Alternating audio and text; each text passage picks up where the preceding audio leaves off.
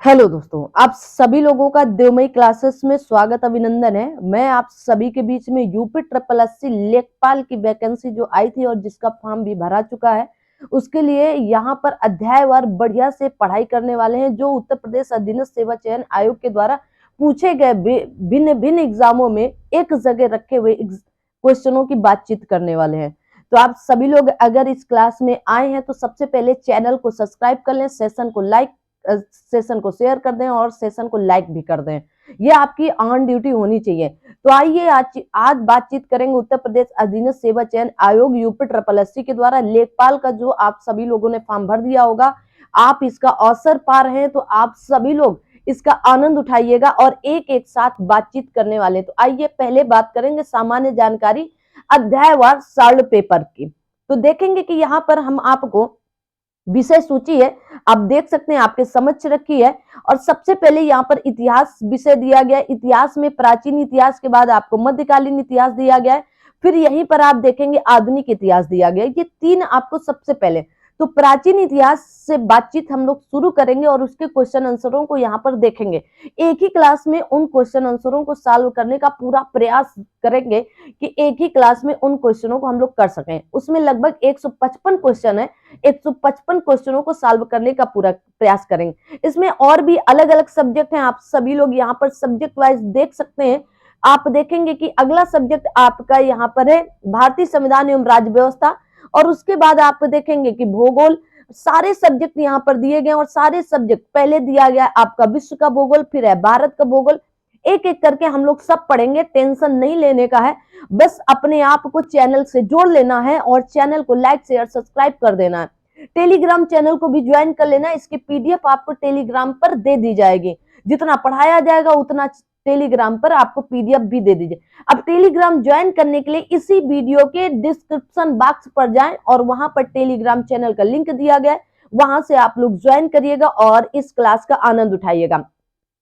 सारे सब्जेक्ट एक एक करके सारे सब्जेक्ट पढ़ाएंगे, इसलिए यहाँ पर सब्जेक्टों की बात नहीं करते हैं, है ना। आप देख लिए हैं आपको। अब यहाँ पर देखो यूपी ट्रिपल एससी पूर्व परीक्षा प्रश्न पत्रों का विश्लेषण चार्ट दिया गया। मतलब यूपी ट्रिपल एससी के द्वारा अभी तक पूछे गए जितने भी एग्जामों में क्वेश्चन पूछे गए, जितने भी एग्जाम में UP triple SC PVS exam papers analysis chart दिया गया, उन सबकी बातचीत। लेटेस्ट एग्जाम आपका यूपी ट्रिपल एससी के द्वारा पेट कराया गया 2025 का, वो भी यहाँ पर इंक्लूड है। तो टेंशन नहीं लेने का, एकदम लेटेस्ट डाटा के साथ इस बुक को आपके समक्ष हम परोसने का भरपूर प्रयास कर रहे हैं। बस आपको सपोर्ट दिखाना है, चैनल को लाइक शेयर सब्सक्राइब करना है और सभी लोगों तक इसे पहुंचाना है।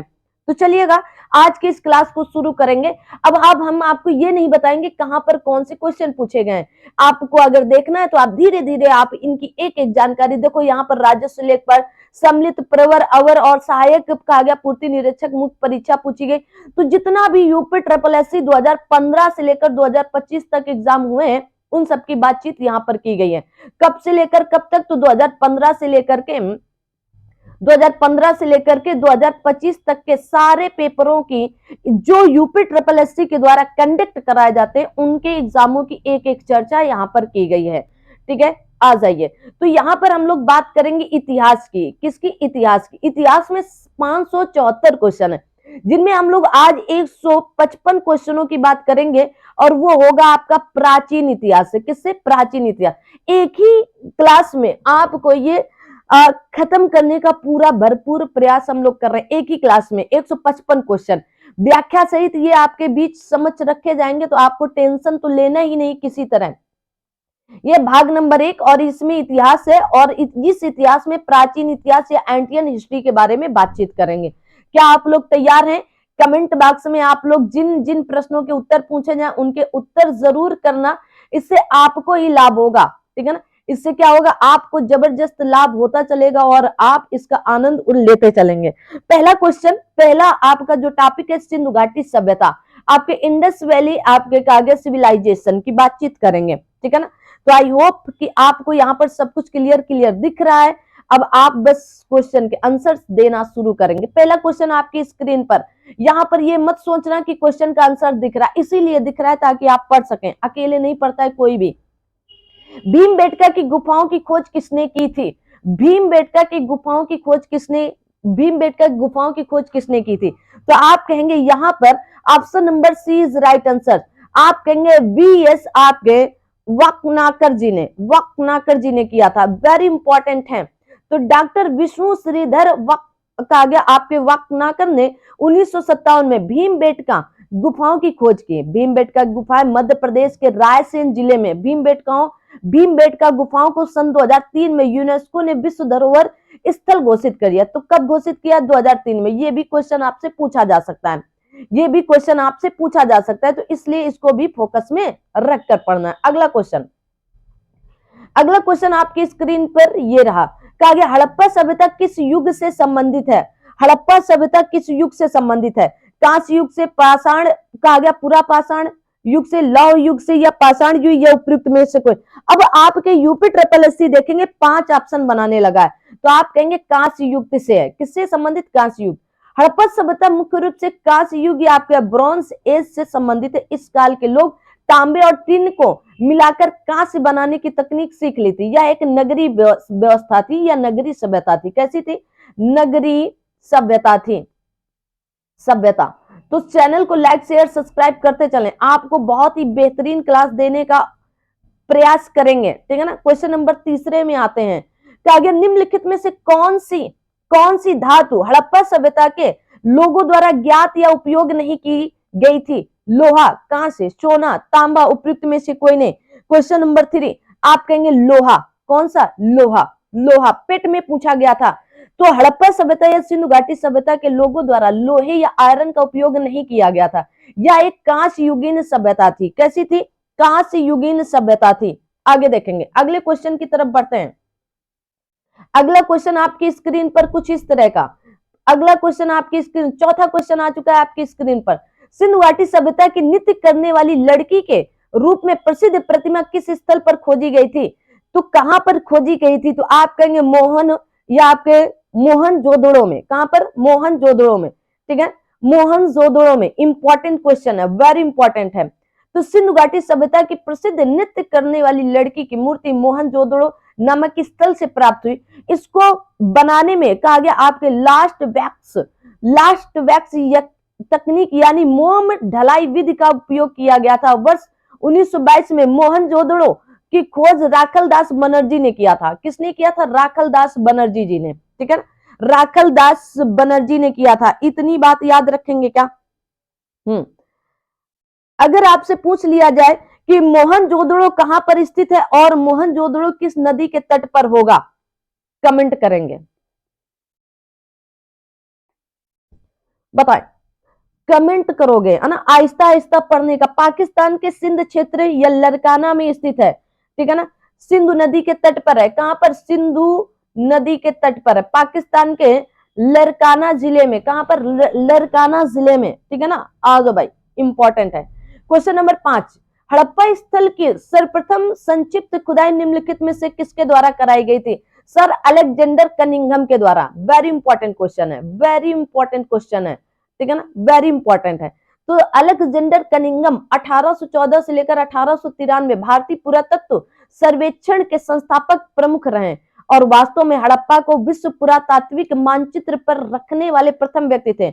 इन्होंने 1853 में हड़प्पा से एक मोहर पाई थी। कनिंघम को भारतीय पुरातत्व का जनक कहा जाता है। अगर पूछ लिया जाए भारतीय पुरातत्व का जनक किसे माना जाता है, तो आप कहेंगे अलेक्जेंडर कनिंघम को। जबकि हड़प्पा स्थल की व्यापक खुदाई दयाराम साहनी जी ने करवाई थी 1921 में। कब? 1921 में। स्पीड के साथ इसलिए चल रहा है क्योंकि 155 क्वेश्चनों को करने में टाइम लगेगा और वो टाइम आपको बचा कर लेकर चलना है। निम्नलिखित में से किस स्थान पर पुजारी राजाओं की मूर्ति मिली थी? पुजारी राजाओं की मूर्ति मिली थी। तो मोहनजोदड़ो से। कहां से? मोहनजोदड़ो से। सिंधु घाटी सभ्यता के स्थल मोहनजोदड़ो, मृतकों का टीला। अगर पूछ लिया जाए मोहनजोदड़ो का अर्थ क्या होता है? मृतकों का टीला। पुजारी राजाओं की मूर्ति मिली थी। मोहनजोदड़ो स्थल सिंधु नदी के किनारे पाकिस्तान के लरकाना जिले में स्थित है। इसकी खोज 1922 में राखलदास बनर्जी ने की थी। यहां से विशाल स्नानागार, अन्नागार तथा कांसे की नाचती हुई लड़की की मूर्ति मिली थी। वेरी इंपॉर्टेंट है, वेरी इंपॉर्टेंट है, याद करिएगा प्लीज, सभी लोग याद करें, है ना, जो चीजें इंपॉर्टेंट बताई जा रहे हैं। मोहनजोदड़ो का अर्थ क्या होता है? मोहनजोदड़ो का अर्थ क्या होगा? क्वेश्चन नंबर आपके आ चुका है 7वां। तो आप क्या कहेंगे, माउंट ऑफ द डेड, ठीक है, माउंट ऑफ द डेड, ठीक है। तो मृतकों का टीला क्या कहते हो, मृतकों का टीला, मृतकों का टीला, ठीक है, मृतकों का टीला, टेंशन नहीं लेने का, सब कुछ ओके है, डन करके आपको बस पढ़ने का है। अगला क्वेश्चन, क्वेश्चन नंबर 8वां आ चुका है आपकी स्क्रीन पर। कहा गया बनावली सिंधु घाटी सभ्यता का एक प्रमुख शहर वर्तमान में भारत के निम्नलिखित में से किस राज्य में स्थित है, तो हरियाणा में।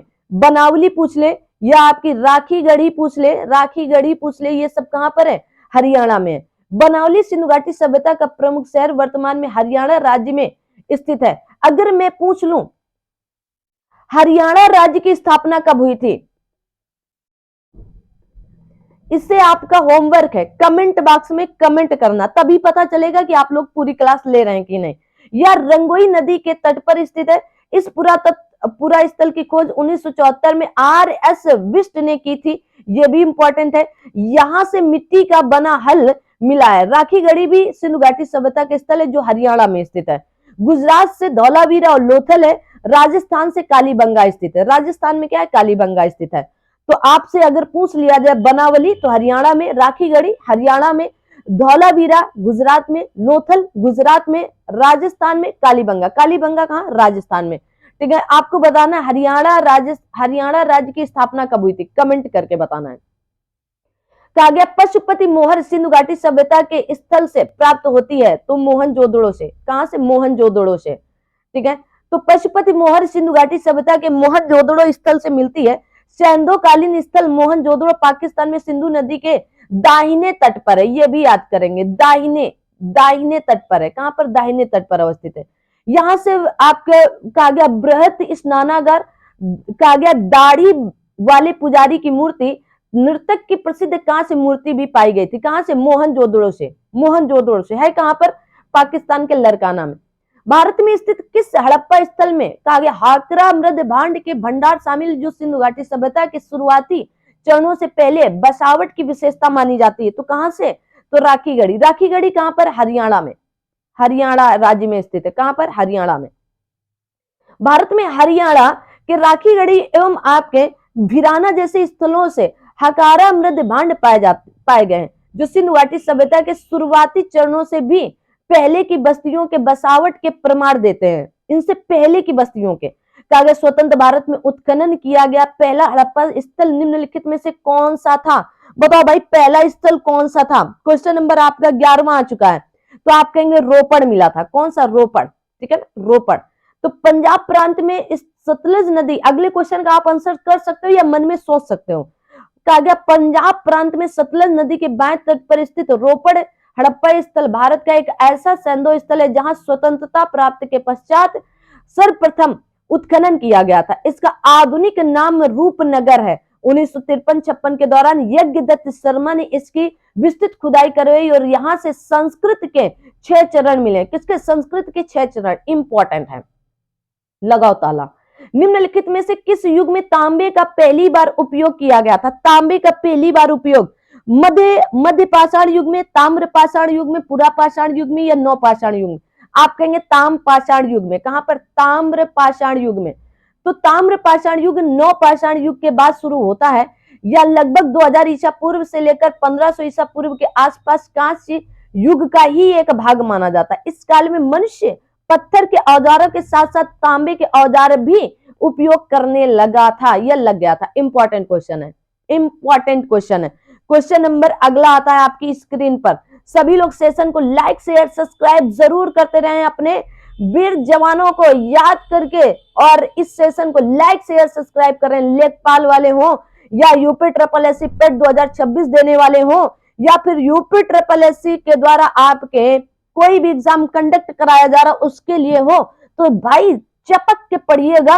आप इन क्लासों को यूपीएसआई के लिए, यूपीपी के लिए, यूपी लेखपाल के लिए, सभी के लिए ले सकते हैं। यूपी ट्रिपल एससी पेट के लिए, असिस्टेंट जूनियर असिस्टेंट के लिए ले सकते हैं, सबके लिए। क्वेश्चन नंबर 13 आते हैं। हड़प्पा के एक बंदरगाह का नाम लिखिएगा, तो लोथल। लोथल कहां था, तो आप कहेंगे लोथल भारत के गुजरात राज्य में भोगवा नदी के तट पर स्थित है।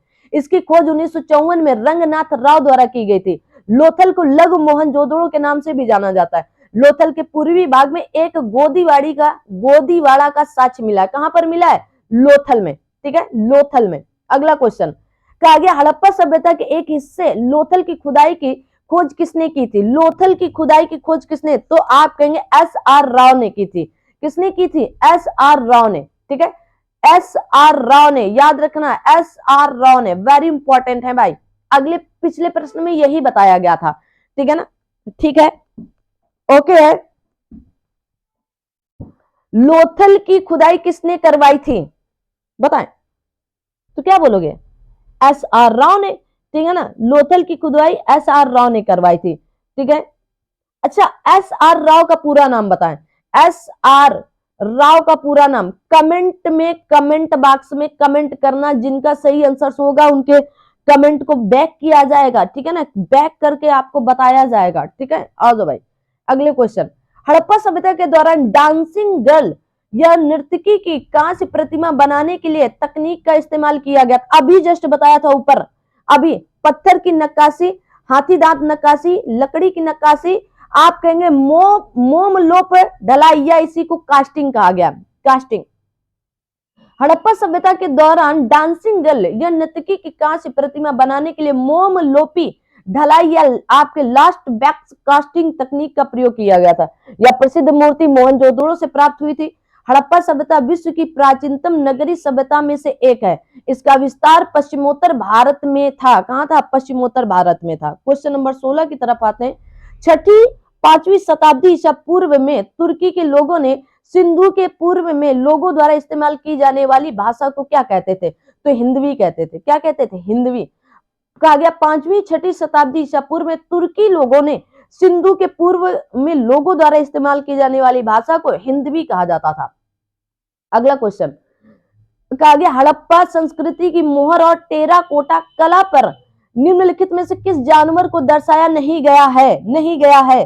बाघ को, गाय को, गैंडा को, हाथी को। प्लीज सेशन को लाइक शेयर सब्सक्राइब करते चलें। यहाँ पर यूपी ट्रिपल एससी पेट, यूपी ट्रिपल एससी के लिए से कंडक्ट अदर एग्जामों के लिए, यूपी पुलिस के लिए, यूपीएसआई के लिए सारी क्लासें यहाँ पर आपको दी जाएंगी। तो प्लीज सभी लोग सेशन को लाइक शेयर सब्सक्राइब करें। अभी एक क्लास मिल रही है और धीरे धीरे यूपी होमगार्ड के लिए भी ये क्लास आप देख सकते हैं। धीरे धीरे क्लासों की संख्या बढ़ेगी और फिर हम लोग लाइव क्लास की तरफ भी बढ़ने का पूरा प्रयास करेंगे। हड़प्पा संस्कृति की मोहर और टेराकोटा कला पर गाय को नहीं दर्शाया गया था। इस काल की मोहर वर्गाकार, त्रिकोणी और आयताकार होती थी। मुद्रा लेख दाईं से बाईं ओर लिखा गया है। इस पर बैल, गैंडा, हाथी आदि का चित्र मिलता है। टेराकोटा पकी हुई मिट्टी से बनाई गई मूर्तियां होती थी। इसी को कहा जाता है टेराकोटा। अगर मैं पूछ लूं उत्तर प्रदेश में टेराकोटा के लिए किसे जीआई टैग दिया गया है? बताएं, कमेंट करना, कमेंट करना जल्दी से। मैंने जो पूछा है जल्दी से, किस जिले को जीआई टैग दिया गया है? अगले क्वेश्चन की तरफ बढ़ते हैं। अगला क्वेश्चन आपकी स्क्रीन पर, हड़प्पा सभ्यता का निम्न में से कौन सा नगर तीनों भागों में विभाजित था? तो धौलावीरा था। कौन सा था? धौलावीरा। हड़प्पा काल का पूरा स्थल धौलावीरा गुजरात के कच्छ के रण के मध्य स्थित द्वीप खादिर में स्थित है। धौलावीरा 3 भागों में विभाजित था। नगर के महाप्रसाद वाले भाग के उत्तर में एक विस्तृत, संपूर्ण एवं व्यापक समतल मैदान के अवशेष मिलते हैं। इसके उत्तर में नगर का मध्य भाग, जिसे पुर की संज्ञा दी गई थी। इसके पूर्व में नगर का तीसरा महत्वपूर्ण भाग स्थित है, जिसे निचला शहर या आपके अवम नगर कहते हैं। अवम नगर ये पूछा जाता है, अवम नगर कहा जाता है या कहते हैं। यह भारत में स्थित सिंधु सभ्यता का दूसरा सबसे बड़ा नगर है।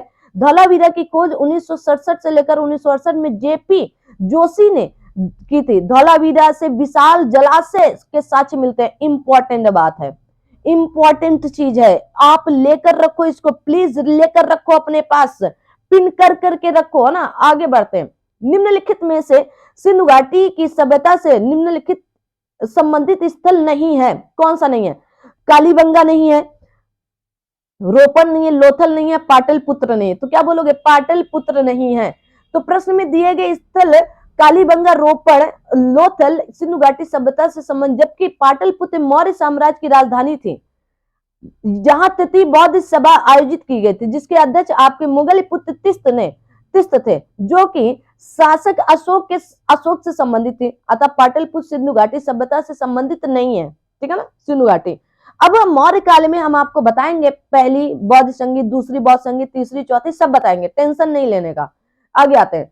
सिंधु घाटी सभ्यता के बारे में निम्न में से कौन सा कथन सत्य है? चलिएगा, कौन सा कथन सत्य है आपको ये बताना है क्वेश्चन नंबर 20 में। सिंधु लोग कपास का उत्पादन करने वाले पहले थे। कौन सा कथन सत्य है? तो आप कहेंगे बिल्कुल पहले थे, बिल्कुल पहले थे। ग्राम विकास अधिकारी में पूछा गया, वीडियो में पूछा गया है, वीडियो 2018 में। तो आप इन्होंने लकड़ी के बक्से में अनाज भंडारित किया, नहीं, ये बात बिल्कुल गलत है ना, ये बात बिल्कुल गलत। तो सिंधु लोग कपास का उत्पादन करने वाले पहले थे। इंपॉर्टेंट प्रश्न है। मोहनजोदड़ो एवं अन्य स्थलों पर पाए गए सूती वस्त्रों के रेशों से इस बात का पता चलता है कि सिंधु के लोगों द्वारा कपास की खेती की जाती थी। इस सभ्यता के परिपक्वता के चरण से कम से चरण कम से कम 2000 वर्ष पूर्व के मेहरगढ़पुरा स्थल पर कपास के अवशेष प्राप्त हुए। सर्वप्रथम यहीं के निवासियों ने कपास की खेती आरंभ किया था। हड़प्पाई लोगों गेहूं की, जौ की, कपास की, खजूर, तरबूज, मटर, राई, सरसों आदि की जानकारी थी। सिंधु सभ्यता के लोग अनाज को रखने के लिए मिट्टी के बने बड़े बर्तनों का प्रयोग करते थे। आप देखेंगे हमारे जमाने पर, हम लोगों के जब बचपन था, तो मिट्टी के बड़े बर्तनों को बनाया जाता, जिन्हें कोठी कहा जाता था। कोठी बना बनाकर उन्हीं में अनाज रखा जाता था, ठीक है ना। कहा गया पश्चिम बंगाल में सिंधु घाटी सभ्यता के प्रमाण नहीं मिलते हैं। ये बात बहुत इंपॉर्टेंट है। कहां पर? पश्चिम बंगाल में। यद्यपि घोड़े का प्रमाण प्राप्त हुआ है। किसका? घोड़े का। परंतु घोड़े को बड़े पैमाने पर पालने के प्रमाण नहीं मिलते हैं। इसलिए आप क्या कहेंगे? Option number A is right answer है। क्या होगा? ए इज राइट आंसर होगा। आगे आते हैं अगले क्वेश्चन। सिंधु सभ्यता में घोड़े की अस्थियों का अवशेष कहां से मिलता है? बनावली से, कागा सुत कांगेडोर से, आपके चनहुदड़ों से, या आपके सुरकोटदा से? तो आप कहेंगे सुरकोटदा से। कहां से? सुरकोटदा से, ठीक है ना। सुरकोटदा कहां पर है? तो आप कहेंगे गुजरात में स्थित है। कहां पर होगा? गुजरात में। आ जाओ भाई। तो अपना अपना सेशन लाइक शेयर सब्सक्राइब करते चलना। कहा गया सुरकोटदा या सुरकोटदा गुजरात के कच्छ जिले में स्थित है।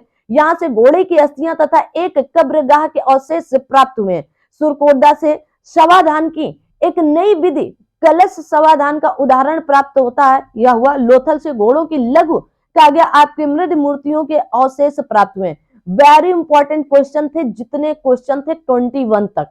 अब वैदिक सभ्यता आपके हम लोग पढ़ेंगे, वैदिक आपके सिविलाइजेशन, तो उसके बारे में बातचीत करेंगे। लेकिन इतने क्वेश्चन आपके जानदार शानदार थे। तो आप लोग देख सकते हैं कि यूपी ट्रिपल एससी के द्वारा अलग अलग एग्जामों में पूछे गए आपके सिंधु घाटी सभ्यता से संबंधित 21 क्वेश्चन कुछ इस तरह के थे, जिनके व्याख्या से ये 21 से 42 और 21 से 63 कब बन जाते हैं आप देख सकते हैं, ठीक है ना। तो इसलिए व्याख्या सहित आपको पढ़ाया जा रहा है, बुक का प्रयोग किया जा रहा है। बुक आप पढ़ें, बुक से ही सिलेक्शन होते हैं। एक एक क्वेश्चन पर हो सकता है कभी मतलब केवल क्वेश्चन आंसर कराने से हो सकता है कि एक क्वेश्चन पर कभी हम व्याख्या ना करें, लेकिन आपके सामने जब बुक प्रस्तुत कर रहे हैं तो जाहिर सी बात है पूरी बुक हम आपको दे रहे हैं। आइए अगले क्वेश्चन की तरफ बढ़ते हैं। अब आता है आपका वैदिक सभ्यता। वैदिक सभ्यता से संबंधित जो भी क्वेश्चन है उनके बारे में बातचीत करते हैं। पहला क्वेश्चन यूपी ट्रिपल एससी पेट 2025 में पूछा गया। कहा गया पुरुष सूक्त जो 4 वर्णों की उत्पत्ति की व्याख्या करता है किस वैदिक ग्रंथ में पाया गया? इसी यूपी ट्रिपल एससी पेट के अंतर्गत आप लेखपाल का एग्जाम देने जा रहे हैं। तो किसके? तो ऋग्वेद में। किसमें? ऋग्वेद में, ठीक है, ऋग्वेद में। कहा गया ऋग्वेद के 10वें मंडल में पुरुष सूक्त को में आपके कहा गया वर्णों का उल्लेख मिलता है। ऋग्वेद समाज ब्राह्मण, मतलब ऋग्वेद समाज में ब्राह्मण, क्षत्रिय, वैश्य और शूद्र 4 वर्णों में विभक्त था। 4 वेदों में सबसे पुराना वेद ऋग्वेद है। ये भी प्रश्न पूछा गया है कि सबसे पुराना वेद कौन सा है? तो ऋग्वेद है, ठीक है ना। अगर आपसे पूछ लिया जाए कि नवीनतम वेद कौन सा होगा, नवीनतम वेद कौन सा होगा, तो क्या कमेंट करोगे आप? अथर्ववेद सबसे नवीनतम माना जाता है, यह सबसे बाद में रचा गया था। कौन सा? आप कहेंगे अथर्ववेद, याद रखोगे अथर्ववेद। सबसे पुराना ऋग्वेद। कहा गया छंदोग उपनिषद स्पष्ट रूप से निम्नलिखित में से किस आश्रम को संदर्भित करता है? किस आश्रम को संदर्भित करता है? तो आप कहेंगे आपके ब्रह्मचर्य, गृहस्थ और वानप्रस्थ। इंपॉर्टेंट चीज है। आपके छंदोग उपनिषद किस आश्रम को संदर्भित करता है? तो ब्रह्मचर्य, गृहस्थ और वानप्रस्थ। आगे बढ़ते हैं। छंदोग उपनिषद में मुख्यतः 3 आश्रमों ब्रह्मचर्य, गृहस्थ और वानप्रस्थ का उल्लेख। इस उपनिषद में संन्यास आश्रम का अभाव है। क्या गया? आपके जबालो उपनिषद में चारों आश्रमों का उल्लेख मिलता है। किसमें? जबालो उपनिषद में। इंपॉर्टेंट बात ये है, इंपॉर्टेंट बात, इसको आप याद कर सकते हो। ऋग्वेद कितने भंजनों का संग्रह है? कितने भंजनों? तो आप कहेंगे 1028 भंजन या भजन। कितने भजनों का संग्रह? तो 1028 सूक्त कह सकते हैं। कहा गया ऋग्वेद में भजनों या सूक्त की कुल संख्या 1028 है। यहाँ सबसे पुराना वैदिक ग्रंथ है, सबसे पुराना वैदिक ग्रंथ है जिसमें कुल 10 मंडल हैं। ऋग्वेद में ऋचाओं का उच्चारण करने वाले होता कहा जाता है। उच्चारण करने वालों को क्या कहते हैं? होत्र या होता कहा जाता है। ठीक है ना? यह सबसे पुराना वैदिक ग्रंथ है। ठीक है ना? इस सूक्त के अंतर्गत वैदिक ग्रंथ है। कौन सा? वैदिक ग्रंथ है। आगे बढ़ते हैं। अगला क्वेश्चन आपकी स्क्रीन पर कहा गया उपनिषद शब्द का शाब्दिक अर्थ क्या है? तो किसी के पास बैठना। उपनिषद किसी के पास बैठना 2025 पेट में पूछा गया। उपनिषद शब्द का शाब्दिक अर्थ गुरु के समीप निष्ठा पूर्वक बैठना, किसी के पास बैठना। यह संस्कृत के 3 शब्दों उप, समीप या पास, कहा गया नि, श्रद्धा पूर्वक या निष्ठा के साथ, सद बैठना से मिलकर बने। सद मीन्स बैठना, मिलकर बने हैं। कहा गया वेदों में लिखे भगवान वरुण के आह्वान स नो वरुणा को निम्नलिखित में से किस संगठन द्वारा अपनाया गया था? बताएंगे। क्वेश्चन नंबर आपका 26 आ चुका है। तो आप कहेंगे भारतीय नौसेना के द्वारा अपनाया गया था। किसके द्वारा? भारतीय नौसेना। भारतीय नौसेना का आदर्श वाक्य कहा गया आपके सनम नो वर्णम, अर्थात जल के देवता वरुण हमारे लिए शुभ हो। यह वाक्य भारतीय नौसेना द्वारा अपनाया गया। इंपॉर्टेंट है। और भारतीय नौसेना दिवस कब मनाया जाता है? 4 दिसंबर को। कब मनाया जाता है? 4 दिसंबर को। याद रखेंगे। अगर मैं पूछ लूं कि थल सेना दिवस कब मनाया जाता है? ये होमवर्क की क्वेश्चन है। भारतीय थल सेना दिवस हर साल कब मनाया जाता है? इंपॉर्टेंट है। चलो बताएंगे, कमेंट करोगे। जिनका सही कमेंट जाएगा उनके लिए उसमें कमेंट में थैंक्स बोला जाएगा। चलिएगा। वेद के अंतिम भाग को निम्नलिखित में से किस रूप से जाना जाता है? उपनिषद के रूप में। किसके? उपनिषद के। तो उपनिषद वेदों के अंतिम घटक होते हैं, इस कारण इन्हें वेदांत भी कहा जाता है। उपनिषद वैदिक ग्रंथ है। वेद 4 तथा यथा ऋग्वेद, यजुर्वेद, सामवेद, अथर्ववेद, संहिता, ब्राह्मण, आरण्य और एवं उपनिषद वेदों के 4 घटक हैं। उपनिषदों की संख्या 108 है। भारत का राष्ट्रीय आदर्श वाक्य सत्यमेव जयते आपके मुंडको उपनिषद से लिया गया। अगर पूछ लिया जाए सत्यमेव जयते कहां से लिया गया, तो मुंडको उपनिषद से लिया गया। कहां से? सत्यमेव जयते मुंडको उपनिषद से। ऋषि मुनि के अनुसार कहा गया ऋषि मनु के अनुसार पुरानी पवित्र नदियां सरस्वती और आपके द्वंद्व के बीच का भाग भूभाग के नाम से जाना जाता है। तो आप कहेंगे ब्रह्मवर्त के नाम से। काफी इंपॉर्टेंट क्वेश्चन है। कहा गया आपके ऋषि मनु के ग्रंथ मनु स्मृति के अनुसार ब्रह्मावर्त आपके सरस्वती और दृश्य नदियों के संगम पर स्थित है। ब्रह्मावर्त प्रदेश में ऋषियों ने वेदों एवं अन्य वैदिक ग्रंथों की रचना भी की थी। इंपॉर्टेंट है। ऋग्वेद में विश्वामित्र नामक एक ऋषि और किन 2 नदियों के बीच संवाद हुआ था? बताओ भाई। तो आप कहेंगे व्यास और सतलज नदियों के बीच में।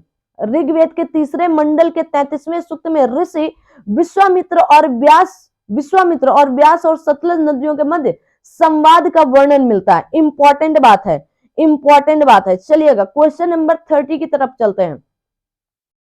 क्वेश्चन नंबर 30 की तरफ चलते हैं। सभी लोग सेशन को लाइक शेयर सब्सक्राइब करते चलेंगे। अगला, वेदों को आंशिक रूप से एक गद्य कृति है तो यजुर्वेद में। कहां पर? यजुर्वेद। यजुर्वेद गद्य और पद्य मिश्रित है। इस वेद में कर्म कांड करने वाले पुरोहित को आपके अधुर्य कहा जाता है। इसमें यज्ञों के नियमों एवं विधि विधानों का संकलन मिलता है। इसके 2 भाग हैं, कृष्ण यजुर्वेद और शुक्ल यजुर्वेद। इंपॉर्टेंट चीज है, इंपॉर्टेंट चीज है। आगे बढ़ते हैं। उपनयन समारोह से क्या तात्पर्य है? तो बच्चों को सूर्य और चंद्र के औपचारिक दर्शन कराए जाते हैं। तो बच्चों को पवित्र जनेऊ धारण कराया जाता है। बच्चों का विवाह किया जाता है, बच्चों को एक औपचारिक नाम दिया जाता है, तो आप कहेंगे बच्चों को पवित्र जनेऊ धारण किया जाता है। आप देखे होंगे कि बच्चों को पवित्र जनेऊ धारण है ना, तो जनेऊ कार्यक्रम भी रखा जाता है ना। बहुत से मेरे गांव में तो ऐसा होता है कि जनेऊ जिस दिन धारण होता है उस दिन भोज भी कराया जाता है ना। अब आप लोगों के यहाँ होता है कि नहीं होता, आप समझिएगा। उपनयन संस्कार को यज्ञोपवीत संस्कार के नाम से जाना जाता है, और इस नाम से न्योता आता है ना, आपको इनविटेशन आता है कि आप आइए। यज्ञोपवीत संस्कार के नाम से जाना जाता है। इसमें बच्चों का पवित्र जनेऊ या यज्ञोपवीत धारण कराया जाता है। इसमें 3 धागे होते थे जिन्हें सत्य, रज और तम का प्रतीक माना जाता है। इस संस्कार के उपरांत बालकों को द्विज कहा जाता था। क्या द्विज कहा जाता था?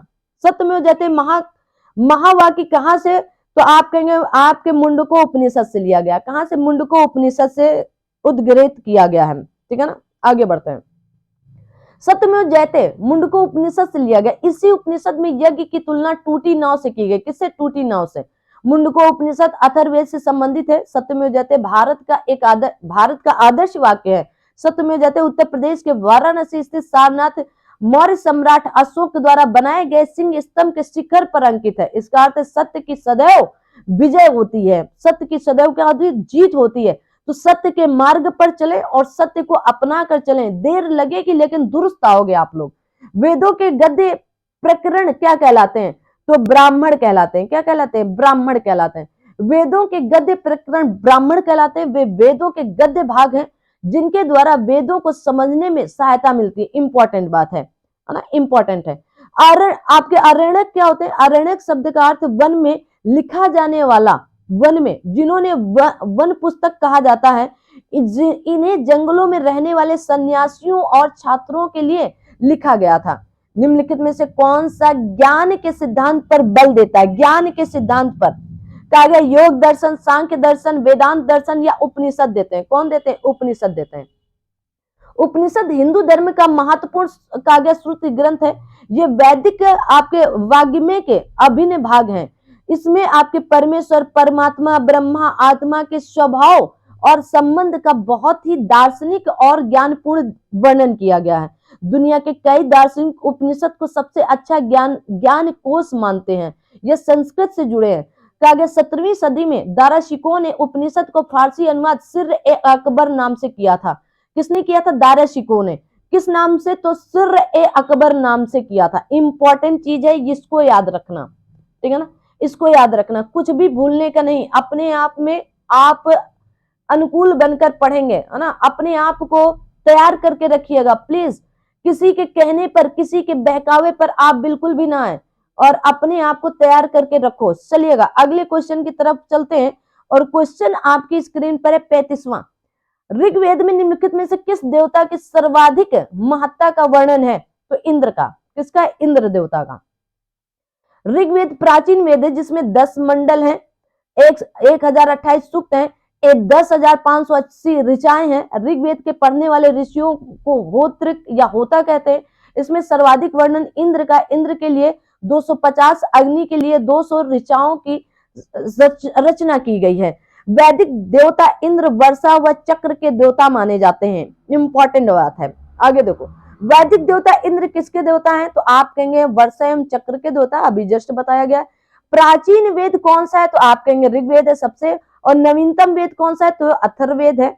निम्नलिखित में से किस भारतीय पुरातन ग्रंथ में अपराध और अपराधी का जिक्र किया गया? तो आप कहेंगे अर्थशास्त्र में भी, न्याय मीमांसा में भी, और मनुस्मृति में भी। उपयुक्त सभी में किया गया। अर्थशास्त्र, मनुस्मृति, न्याय मीमांसा ग्रंथों में अपराध और अपराधी का जिक्र आता है। अर्थशास्त्र कौटिल्य द्वारा रचित ग्रंथ है जिसमें राजा के कर्तव्य विस्तृत कर प्रणाली तथा सामाजिक स्थिति पर प्रकाश डालता है। मनुस्मृति हिंदू धर्म का सबसे प्रधान ग्रंथ माना जाता है। किसको? मनुस्मृति को। शतपथ ब्राह्मण और आपके तैत्तिरीय ब्राह्मण किस आपके वेद के ब्राह्मण मूल पाठ है? तो यजुर्वेद के हैं। किसके? यजुर्वेद के हैं। कहा गया वेद और उनके ब्राह्मण निम्नलिखित हैं। ऋग्वेद के तो ऐतरेय ब्राह्मण और आपके कौशिकी ब्राह्मण याद कर लीजिएगा। शुक्ल यजुर्वेद के शतपथ ब्राह्मण, कृष्ण यजुर्वेद के तैत्तिरीय ब्राह्मण, सामवेद के तांड्य और जैमिनी है, और अथर्ववेद के गोपत ब्राह्मण। वेरी इंपॉर्टेंट है, वेरी वेरी वेरी इंपॉर्टेंट, ये आपकी स्लाइड है, याद कर लीजिएगा। क्या गया, ऋग्वेद में निहित गायत्री मंत्र किस देवता को समर्पित है? गायत्री मंत्र, आप सभी लोग गायत्री मंत्र आता है कि नहीं, बताएं गायत्री मंत्र। तो किसको? सावित्री जी को, ठीक है। हाँ, गायत्री मंत्र आप सभी लोगों को आता है कि ओम भूर्भुवः स्वः तस्य वितुर्वरेण्यं भर्गो देवस्य धीमहि धियो यो न प्रचोदयात्, है ना, ठीक है। तो आप कहेंगे यह मंत्र भगवान सूर्य या आपके सावित्री को समर्पित है, जो ज्ञान और प्रकाश के स्रोत है। इसे मुख्य रूप से सुबह, दोपहर और शाम को पढ़ा जाता है, सुबह, दोपहर और शाम में मुख्यतः, ठीक है। ऋग्वेद के तीसरे मंडल में अगर पूछ लिया जाए किस मंडल में गायत्री मंत्र, तीसरे मंडल में निहित गायत्री मंत्र सविता या सावित्री देवता को समर्पित है। इस मंडल की रचना विश्वामित्र ने की थी। ऋग्वेद में 10 मंडल हैं। ऋग्वेद के 2 से 7 तक के मंडल सबसे पुराने माने जाते हैं। जब सूर्य चमकने लगता है तो तब उसे सविता कहा जाता है। क्या कहते हैं? सविता कहते हैं। और यह प्रकाश का देवता है। क्या है? प्रकाश के देवता है। सूर्य के कारण ही हम लोग क्या पा रहे हैं? प्रकाश पा रहे हैं। आगे बढ़ते हैं, अगले क्वेश्चन की तरफ आते हैं। और आप लोग यकीनन इस क्लास का लाभ उठाए, है ना, आपको इस क्लास का लाभ उठाना चाहिए। चलिएगा आगे आते हैं। सर्वाधिक प्राचीन पुराण कौन सा है? तो मत्स्य पुराण है। कौन सा है? मत्स्य पुराण। भारतीय ऐतिहासिक कथाओं का सबसे अच्छा क्रमबद्ध विवरण पुराणों से मिलता है। इनकी संख्या 18 है। पुराणों का शाब्दिक अर्थ प्राचीन आख्यान एवं इनका संकलन महर्षि वेद व्यास ने किया, जिनमें से 5 आपके मत्स्य, वायु, विष्णु, मार्कंडे, आपके भागवत पुराण सबसे प्रमुख हैं। क्या है? भागवत पुराण सबसे प्रमुख हैं, याद करके रखिए। निम्न में से कौन सा उपवेद नहीं है? कौन सा उपवेद नहीं है? तो धनुर्वेद, आयुर्वेद, शास्त्र, काव्य शास्त्र, योग वेद। योग वेद आपका क्या है? उपवेद नहीं है, याद रखेंगे। उपवेद वेद से संबंधित माने जाते हैं। उपवेदों की संख्या भी 4 ही है। आप कहेंगे आयुर्वेद, गंधर्व वेद, धनुर्वेद और शिल्प वेद, स्थापत्य वेद, जबकि योग वेद उपवेद नहीं है। धनुर्वेद, यजुर्वेद उपवेद का उपवेद आपके धनुर्वेद किसका है? तो यजुर्वेद का है। आयुर्वेद ऋग्वेद का, और गंधर्व वेद सामवेद का, तथा शिल्प वेद अथर्ववेद का उपवेद है। ये चारों अलग अलग हैं, चारों वेदों के उपवेद हैं, याद कर लीजिएगा, ठीक है, इंपॉर्टेंट है। अब आता है महाजनपद काल, है ना। कितने महाजनपद हुए? 16 महाजनपद। 16 महाजनपद। इनमें से सर्वाधिक महाजनपद किस राज्य में पाए जाते हैं? सर्वाधिक महाजनपद किस राज्य में पाए जाते हैं? कमेंट करोगे। निम्न में से सूरसेन महाजनपद की राजधानी कौन सी थी? मथुरा की। सूरसेन कहा गया, सूरसेन महाजनपद की राजधानी कौन सी थी? मथुरा, ठीक है ना। देखो यहाँ पर कहा गया सूरसेन मथुरा, वज्र, वैशाली, अंग, चंपा और काशी, वाराणसी। इतनी याद करें पहले, ठीक है ना, इतनी याद करें। हम 14 की 14 या 16 की 16 याद करवा देंगे। 16 महाजनपद और इनकी राजधानियां, है ना। ऐसा नहीं है कि हम याद नहीं करवा सकते, याद करवा सकते हैं ना, आपको लिखा सकते हैं, याद करा सकते हैं, कोई दिक्कत थोड़ी ना। देखो आपकी अंग की चंपा, मगध की लिख लो, मगध की क्या बोलोगे? राजगिरी, राजगिरी, ठीक है। मगध की क्या होती? राजगिरी होती। काशी आपका है कौशल की, कौशल की, तो कौशल की आप कहेंगे श्रावस्ती, श्रावस्ती क्या होगी? श्रावस्ती, ठीक है। वज्र की वैशाली, वज्र की वैशाली आप लिखें मल्ल का कुशीनगर, मल्ल का कुशीनगर, ठीक है ना, कुशीनगर, ठीक है ना, कुशीनगर, ओके। चेदिका, चेदिका आप कहेंगे आपके शक्तिमती। चेद की राजधानी क्या होगी? आप कहेंगे शक्तिमती, ठीक है, शक्तिमती, ओके। वत्सिक, कुरु का इंद्रप्रस्थ, कुरु की राजधानी क्या होगी? आप कहेंगे इंद्रप्रस्थ, ठीक है, इंद्रप्रस्थ। बाकी इधर लिखते हैं ना। पांचाल की राजधानी क्या होगी? पांचाल की राजधानी तो आप कहेंगे काम्पिल भी है और आपके अहिच्छत्र भी है। तो काम्पिल जो दक्षिण वाली है और अहिच्छत्र उत्तर वाली है, उत्तर में, ठीक है ना, उत्तर की। तो एक लिख दे रहे हैं, बाकी हमने बता आपको दोनों ही दिया है, अहिच्छत्र, ठीक है ना। चलो अहिच्छत्र। फिर उसके बाद मत्स्य की राजधानी क्या होगी? मत्स्य की राजधानी तो आप कहेंगे क्या होगी? मत्स्य की विराटनगर, विराटनगर, ठीक है ना, विराटनगर। फिर उसके बाद अस्मक की राजधानी क्या होगी, अस्मक की राजधानी क्या होगी, तो पोटली या पोतन, पोतन भी है पोटली भी है, ठीक है। अवंती की राजधानी, अवंती, क्या बोलोगे, अवंती की राजधानी, तो अवंती की राजधानी उज्जैन या आपके महिष्मती, ठीक है, उज्जैनी या महिष्मती दोनों लिख सकते हैं, तो आप महिष्मती लिख लो, महिष्मती, ठीक है, महिष्मती। गांधार की राजधानी यहां लिख लीजिएगा, गांधार की, गांधार की राजधानी क्या हो, तक्षशिला, क्या लिखोगे, तक्षशिला, तक्षशिला, ठीक है ना। और कंबोज की राजधानी हाटक, ये है आपकी 16 महाजनपद। कंबोज की राजधानी क्या होती है, हाटक या राजपुर, हाटक या राजपुर या इसी को राजौरी क्षेत्र के अंतर हाटक, क्या बोलोगे, हाटक। ये 16 महाजनपद याद कर लीजिएगा, 16 महाजनपद एक जगह हमने बता दिया। आगे आते हैं, आगे 6वीं से 14वीं शताब्दी तक निम्नलिखित में से कौन सा सबसे शक्तिशाली महाजनपद था, मगध जनपद, ठीक है, मगध। अभी मैंने आपको बताया कि मगध की राजधानी क्या होगी, तो राजगिरी या गिरिब्रिज, राजगिरी, क्या बोलोगे, राजगिरी। दिए गए विकल्पों से में कहा गया 6वीं शताब्दी से 14वीं शताब्दी तक मगध सबसे शक्तिशाली महाजनपद था। मगध प्राचीन भारत के 16 महाजनपदों में से एक था। इसकी मूलतः दक्षिण बिहार क्षेत्र में थी और इसके आधुनिक पटना एवं गया जिले शामिल थे। इसकी राजधानी आपकी कहा गया गिरिब्रिज और राजगिरी थी, जो 5 पहाड़ियों से घिरी थी। कहा गया आपके राजा बिंबिसार के दरबार में उस प्रसिद्ध चिकित्सक का क्या नाम है जो भगवान बुद्ध के निजी चिकित्सक थे, तो जीवक नाम था, क्या नाम था, जीवक। बिंबिसार, कहा गया बिंबिसार हर्यक वंश का संस्थापक है, वह बौद्ध धर्म का अनुयायी था। इसके दरबार में प्रसिद्ध चिकित्सक जीवक रहते थे। कहा गया जिन्हें भगवान बुद्ध का निजी चिकित्सक के रूप में उनकी सेवा के लिए भेजा गया था। अजात शत्रु पूर्वी भारत में मगध के हर्यक वंश का एक राजा था, वह बिंबिसार का पुत्र भी था, किसका, बिंबिसार का पुत्र भी था, ठीक है। आगे बढ़ते हैं, अगले क्वेश्चन की तरफ बढ़ते हैं। अब आपका आता है जैन धर्म एवं बौद्ध धर्म, क्या आएगा, जैन धर्म एवं बौद्ध धर्म, ठीक है। चलिएगा, तो जैन धर्म और बौद्ध धर्म से संबंधित बातचीत करते हैं। चलिए, तो हम लोग देखते हैं जैन एवं बौद्ध धर्म। लेकिन आपको पता होगा कि जैसे महाजनपदों की हमने बात की है, तो उसमें से बहुत ज्यादा क्वेश्चन नहीं पूछे गए हैं, तो आपको परेशान होना नहीं है कि परेशान होने लगे अरे थोड़े से। यूपी ट्रिपल एससी के द्वारा जितने भी क्वेश्चन पूछे गए हैं अभी तक 2015 से लेकर 25 तक, उनको बता दे। 16 महाजनपदों के हमने आपको राजधानियां भी बता दिया, याद भी करवा दिया, तो आप उस पर फोकस करिएगा। अभी बहुत बार इतिहास पढ़ने का अवसर मिलेगा, तो आप टेंशन न लो, और भी चीजें आपको देखने को मिलती रहेंगी। तो आइए अब चलेंगे हम लोग बौद्ध एवं जैन धर्म से संबंधित बातचीत करने। पहला है आदि पुराण किस तीर्थंकर के का गया आपके संत चरित संग्रह है, तो ये आपके आदिनाथ जी की, किसकी, आदिनाथ जी के। 2025 के पेट में पूछा गया। जैन धर्म के संस्थापक एवं प्रथम तीर्थंकर कौन थे, तो ऋषभदेव, या इन्हीं को आदिनाथ के संचरित संग्रह को आदि पुराण भी कहते हैं।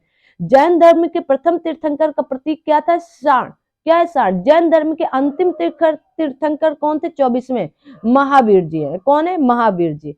पहले जैन धर्म में तीर्थंकर कौन थे, तो अभी बताया गया ऋषभदेव, कौन है, ऋषभ जी, ठीक है, ऋषभ। कहा गया बुद्ध ने किस उम्र में आपके परिनिर्वाण या अंतिम मुक्ति प्राप्त की थी, किस उम्र में, तो आप कहेंगे 80 वर्ष की उम्र में, 80 वर्ष में, कब, 80 वर्ष। बौद्ध धर्म के संस्थापक गौतम बुद्ध को 80 वर्ष की उम्र में महापरिनिर्वाण या अंतिम मुक्ति प्राप्त हुआ। बुद्ध ने अपना प्रथम उपदेश सारनाथ या ऋषि पत्तनम में दिया, जिसे बौद्ध ग्रंथों में धर्मचक्र प्रवर्तन के नाम से जाना जाता है, धर्मचक्र प्रवर्तन के नाम से जाना जाता है। याद रखेंगे क्या, अगले प्रश्न की तरफ। अगला प्रश्न आपकी स्क्रीन पर ये रहा, महावीर ने निम्नलिखित में से किस स्थान पर मोक्ष प्राप्त किया या सिद्ध बने, है ना, तो आपको बताना है कहां पर। क्वेश्चन नंबर 49 में आप कहेंगे पावापुरी में, कहां पर, पावापुरी। पावापुरी कहां पर है ये बताना है। जैन धर्म के अंतिम तीर्थंकर महावीर की मृत्यु या निर्माण बिहार राज्य के कहां पर है, बिहार राज्य में पावापुरी में हुआ था। महावीर के अनुयायियों को मूलतः नी ग्रंथ कहा जाता था। इनके प्रथम अनुयायी उनके दामाद जामिल थे, कौन थे, जामिल बने थे, ठीक है ना। इस बात को आप लोगों को याद करके रखना है।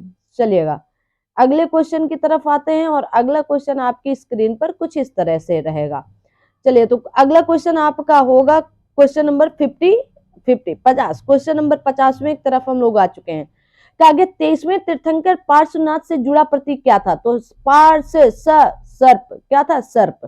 ठीक है, तो जैन धर्म के कुछ तीर्थंकर के प्रतीक बताए गए, जैसे 23वें पार्श्वनाथ का सर्प, महावीर 24वें सिंह, और 22वें आपके कहा गया अरिष्ट नेमी का शंख, और पहले तीर्थंकर ऋषभ देव जी का सांड है। क्या है? सांड।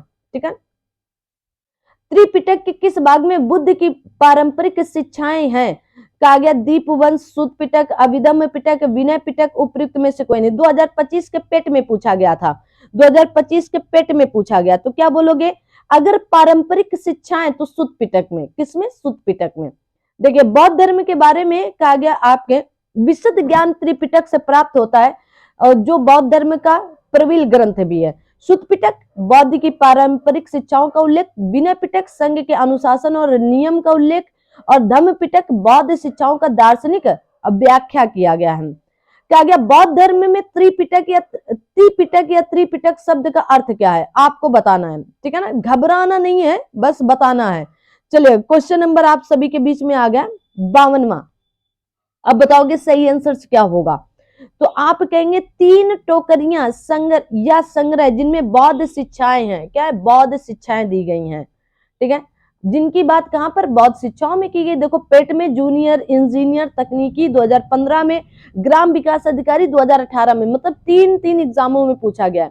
बौद्ध धर्म में त्रिपिटक या त्रिपिटक शब्द का अर्थ 3 टोकरियां या संग्रह होता है। इनमें बौद्ध धर्म के नियम, दर्शन, शिक्षा और उपदेश को समाहित किया गया है। बौद्ध धर्म में त्रिपिटकों की संख्या 3 है, सुत पिटक, विनय पिटक और अभिधम्म पिटक है। ये याद कर लीजिएगा। जैन कहा गया धार्मिक परंपरा में कितने तीर्थंकर हैं? जैन पारंपरिक, तो आप कहेंगे 24 तीर्थंकर। कितने? 24 तीर्थंकर की बातचीत की गई है। अगले क्वेश्चन की तरफ आते हैं। अगला क्वेश्चन आपकी स्क्रीन पर कुछ इस तरह है। कहा गया जैन धर्म में कुल 24 तीर्थंकर हैं। जैन धर्म के संस्थापक एवं प्रथम तीर्थंकर ऋषभ देव और अंतिम 24वें तीर्थंकर महावीर स्वामी जी हैं। जैन तीर्थंकरों की जीवनी भद्रबाहु द्वारा रचित कल्प सूत्र में मिलती है। तो किसके द्वारा रचित की गई थी? भद्रबाहु के जी के द्वारा। तो ये बात आपके लिए इंपॉर्टेंट हो चुकी है। क्या बोलोगे? इंपॉर्टेंट। बुद्ध ने दुख से मुक्ति पर अपना पहला उपदेश कहां पर दिया था? यूपी ट्रिपल एससी पेट 2025 में, कनिष्क सहायक 2019 में पूछा गया क्वेश्चन है। क्वेश्चन नंबर 54 का सही आंसर क्या दोगे? कमेंट करके आप लोग बताते भी चलें। बताएंगे क्या सही आंसर होगा? तो आप लोग बताएंगे इसका सही आंसर क्या होगा? सारनाथ में, लुम्बिनी में, कुशीनगर में, बोध गया में, उपयुक्त में से कोई नहीं। क्वेश्चन नंबर 54 का सही आंसर तो क्या कहेंगे आप लोग? सारनाथ में। सारनाथ में। कहा गया बुद्ध ने दुख से मुक्ति पर अपना पहला उपदेश सारनाथ या ऋषिपत्तनम में दिया था। बौद्ध धर्म में इस घटना को धर्म चक्र प्रवर्तन कहा जाता है। के नाम से जाना जाता है? बुद्ध ने 4 आर्य सत्य और अष्टांगिक मार्ग की व्याख्या की थी। किसके? 4 आर्य सत्य भी बताए थे। ठीक है ना, आपको याद करके रखना इन सारी चीजों को, क्योंकि अगर आप भूल गए तो बहुत बड़ी दिक्कत आएगी। जैन धर्म के 24वें एवं अंतिम तीर्थंकर किसे माना जाता है? तो आप क्या बोलोगे? यहां पर कोई है क्या? यहां पर क्वेश्चन नंबर 25 में तो आप कहेंगे बिल्कुल है, महावीर जी। तो वर्धमान महावीर जी। ठीक है, यूडीएलडीए पहले जो आरओ का पेपर हुआ करता था उसे यूडीएलडीए कहा जाता था। 2015 में पूछा गया था। ठीक है, 2015 में पूछा गया था। ठीक है, अब आरओ का पेपर उत्तर प्रदेश लोक सेवा आयोग के द्वारा कराया जा रहा है। ठीक है, और 2015 में आप देखेंगे कि यूडीएलडीए जो यूपी ट्रिपल एससी अधीनस्थ सेवा चयन आयोग के द्वारा कराया गया था। जैन धर्म के 24वें और अंतिम तीर्थंकर आपके वर्धमान महावीर को माना जाता है। इनका जन्म बिहार के कुंडग्राम वैशाली में हुआ। इनके पिता का नाम सिद्धार्थ और माता का नाम क्या था? तो आप कहेंगे त्रिशला था। भगवान महावीर स्वामी को ज्ञान कहां प्राप्त हुआ? तो आप कहेंगे आपके जंबिका या आपके जाम्बिका ग्राम में। ठीक है, भगवान महावीर जैन धर्म के 24वें एवं अंतिम तीर्थंकर थे। इनका जन्म 540 ईसा पूर्व कुंडग्राम वैशाली में हुआ था। इनके पिता का नाम सिद्धार्थ और माता का नाम त्रिशला था। लिच्छवी राजा चेतक की बहन थी। उनका बचपन का नाम वर्धमान था। 12 वर्ष की कठिन तपस्या के बाद महावीर को कहा गया जाम्बिक के समीप ऋजुपालिका नदी के तट पर साल वृक्ष के नीचे तपस्या करते हुए कैवल्य की प्राप्ति हुई, मतलब ज्ञान की प्राप्ति हुई। किसकी? ज्ञान के। क्वेश्चन नंबर आता है 57 आप सभी के स्क्रीन पर। माना जाता है कि गौतम बुद्ध ने अंतिम अनुभूति के लिए बोध गया जाने से पहले 6 साल तक निम्नलिखित में से किस स्थान पर कहा गया पवित्रता पूर्वक ध्यान किया था, पवित्रता पूर्वक ध्यान दिया था, कहां पर दिया था? तो बोध गया जाने से आप कहेंगे डूंगेश्वरी गुफा में। कहां पर? डूंगेश्वरी गुफा में। तो बौद्ध धर्म में ऐसा माना जाता है कि बोध गया जाने से पहले गौतम बुद्ध ने डूंगेश्वरी गुफा में कई साल, लगभग 6 वर्षों तक, कितने वर्षों तक? 6 वर्षों तक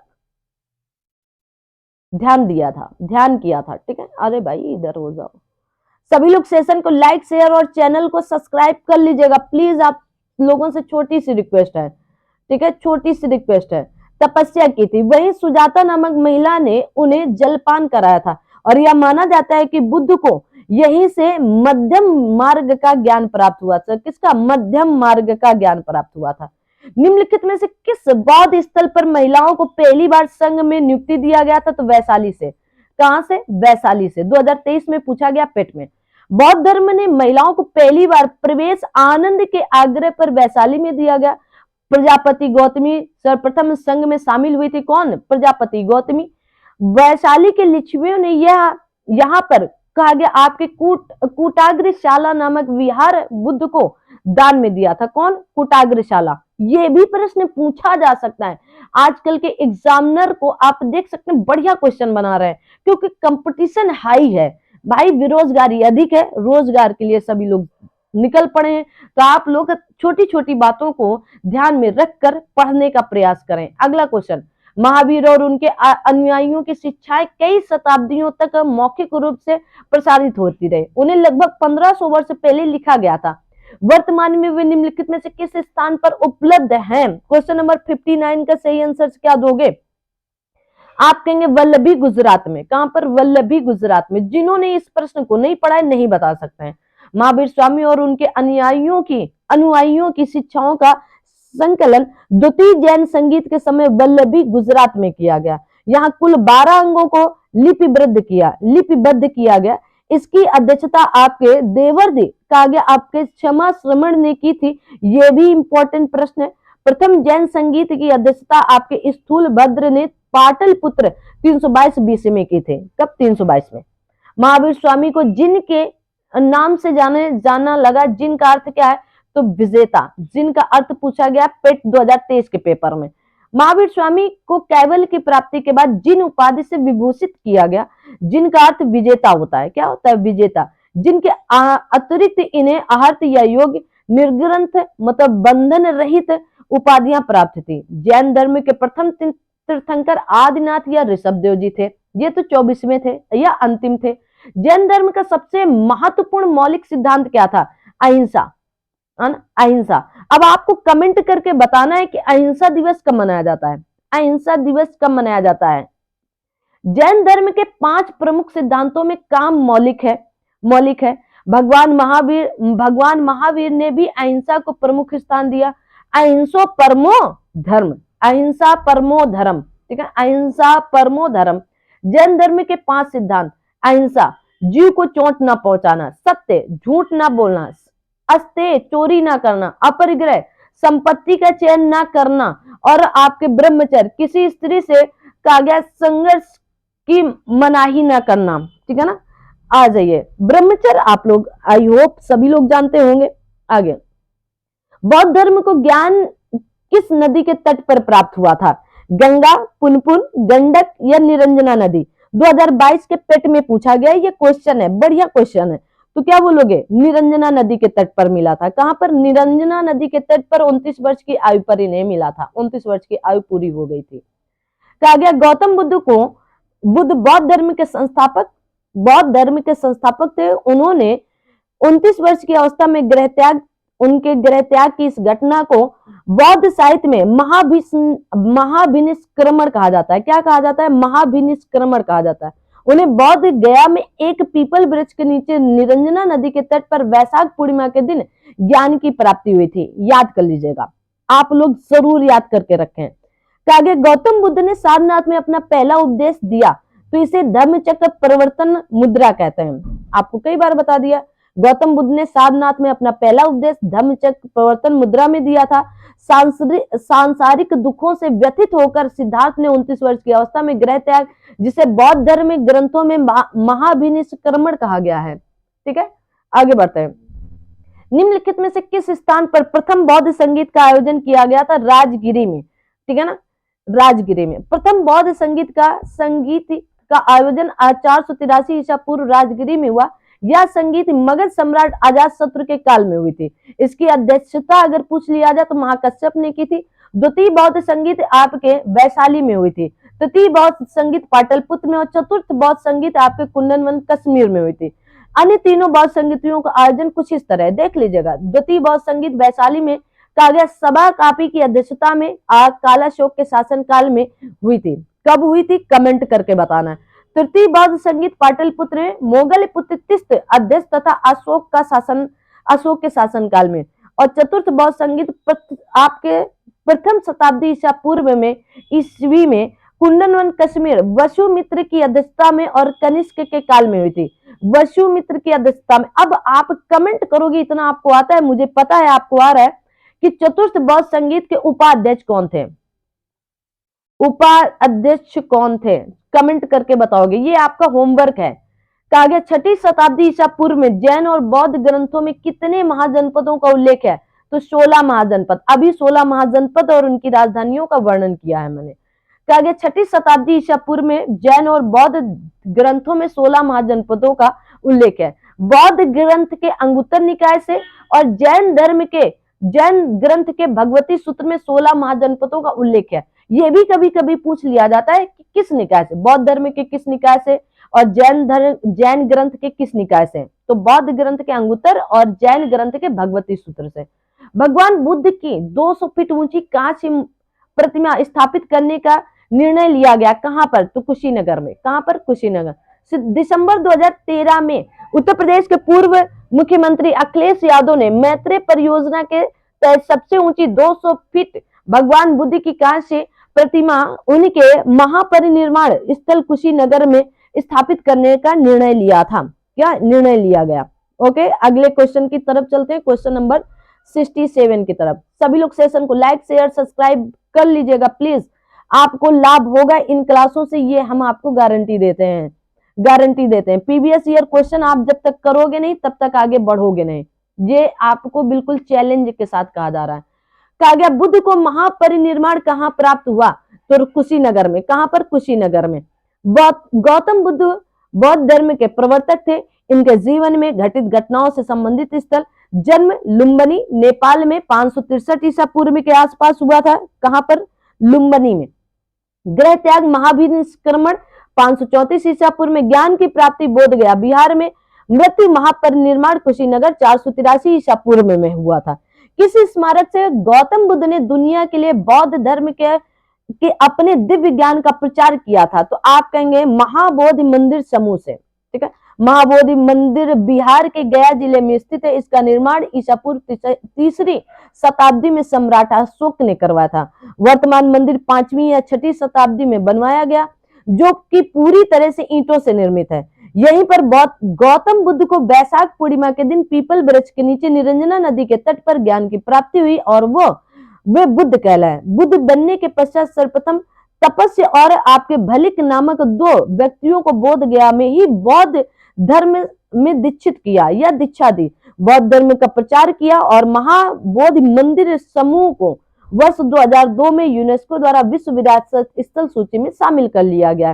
तो ये कहानी आपके लिए केवल पढ़ने के लिए नहीं है, आपको याद भी करना। इंपॉर्टेंट चीजें हैं, ठीक है ना, इंपॉर्टेंट चीजें हैं, तो आपको इनको याद भी कर लेना।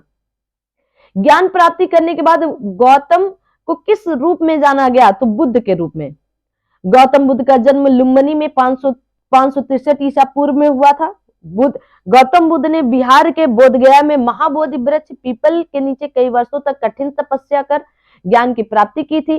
ज्ञान प्राप्त करने के बाद सिद्धार्थ को गौतम से बुद्ध एवं तथागत के रूप में जाना गया या जाना जाने लगा। इन्हें बोधगया एक महत्वपूर्ण बौद्ध तीर्थ केंद्र क्यों है?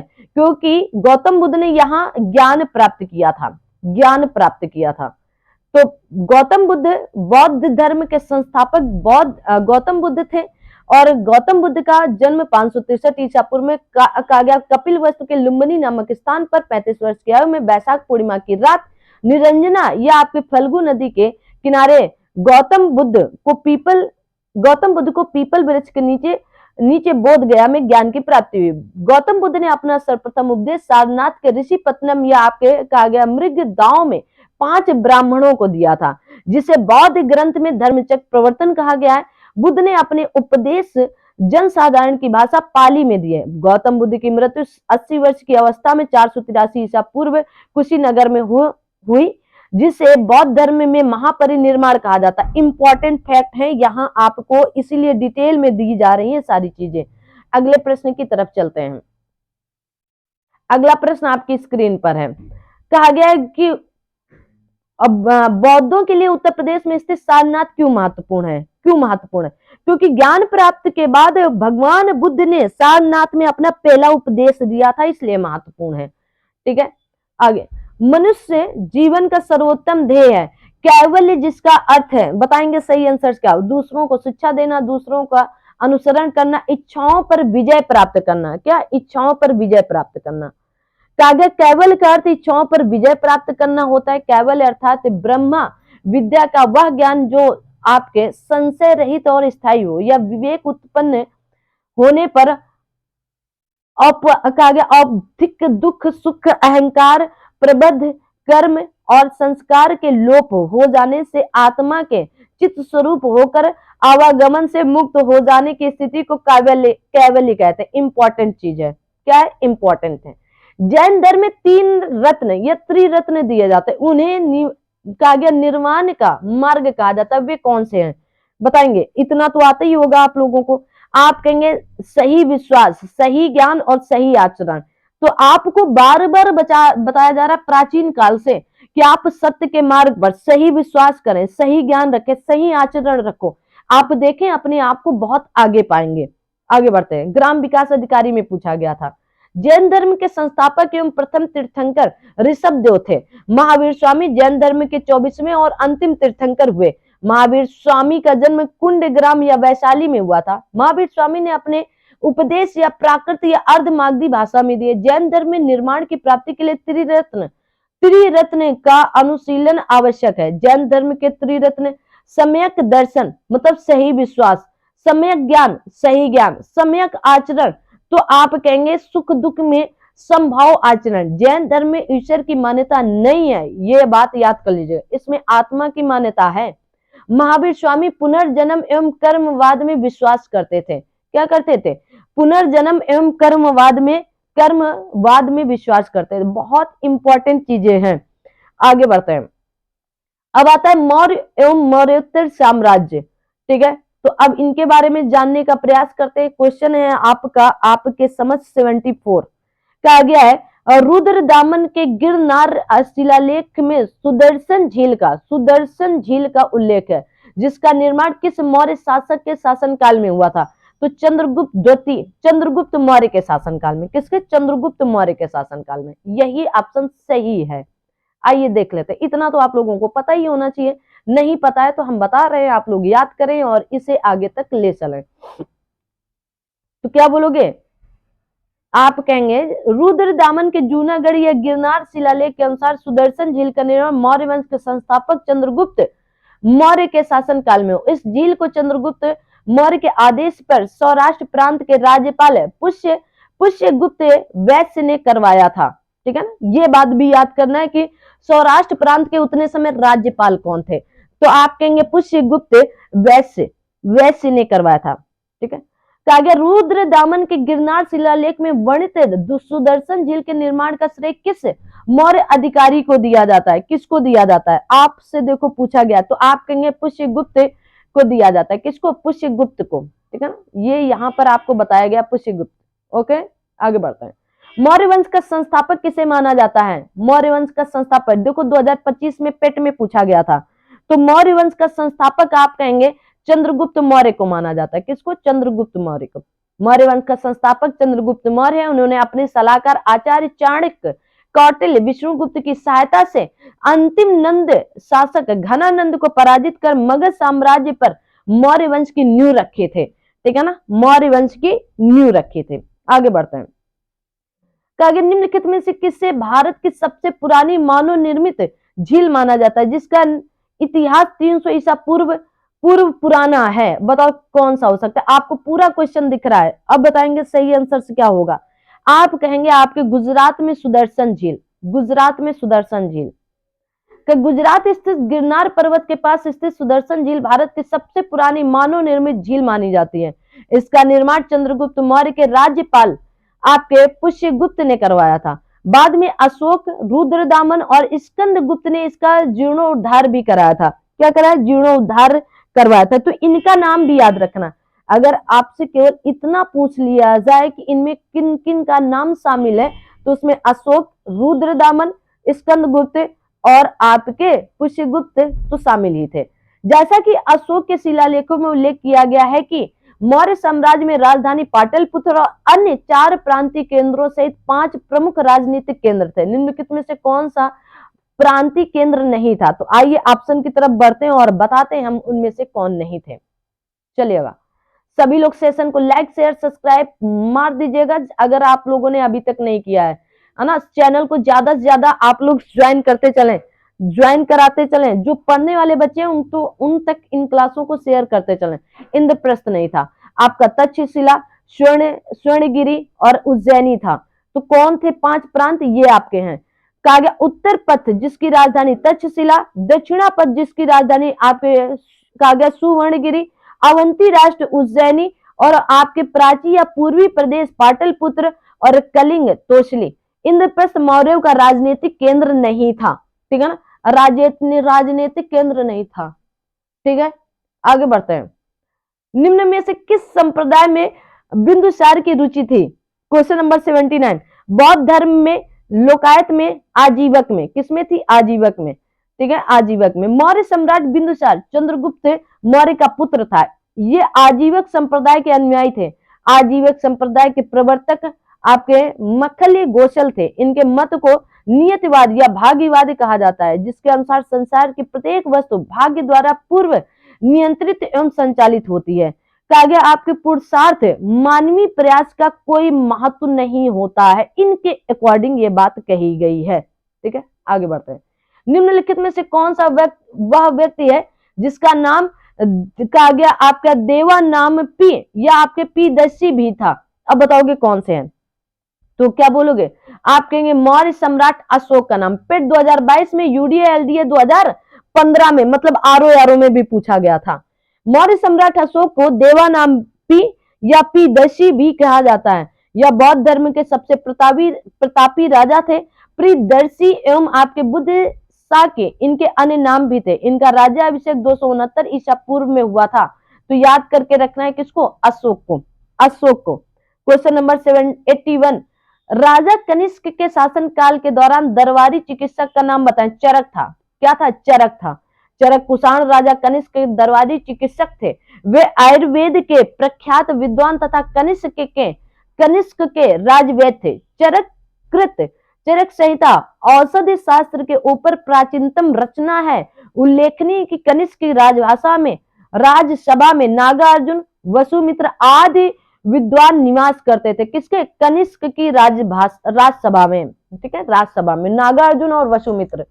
नगर पालिका शासन की एक विस्तृत प्रणाली की स्थापना के लिए निम्नलिखित में से सबसे प्रसिद्ध राजा का नाम बताएं। क्वेश्चन नंबर 82 का सही आंसर क्या दोगे? कौन होंगे? कहा गया चंद्रगुप्त, विक्रमादित्य चंद्रगुप्त मौर्य, कनिष्क या फिर अकबर। अकबर अभी आएंगे नहीं, तो चंद्रगुप्त मौर्य जी थे। कौन थे? चंद्रगुप्त मौर्य।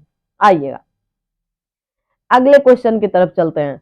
सभी लोग सेशन को लाइक शेयर सब्सक्राइब और इसको आप लोग अपनी अपनी क्लास अपने दोस्त मित्रों तक पहुंचाते चलें प्लीज।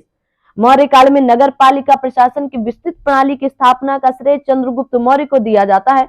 नगर शासन के लिए एक सभा होती थी जिसका प्रमुख नागरिक अथवा आपके कहा गया पुरमुख होता था। मेगास्थनीज ने पाटलिपुत्र के नगर परिषद की 5 सदस्यों वाली 6 समितियों का उल्लेख किया है। कौन कौन सी 6 समितियां?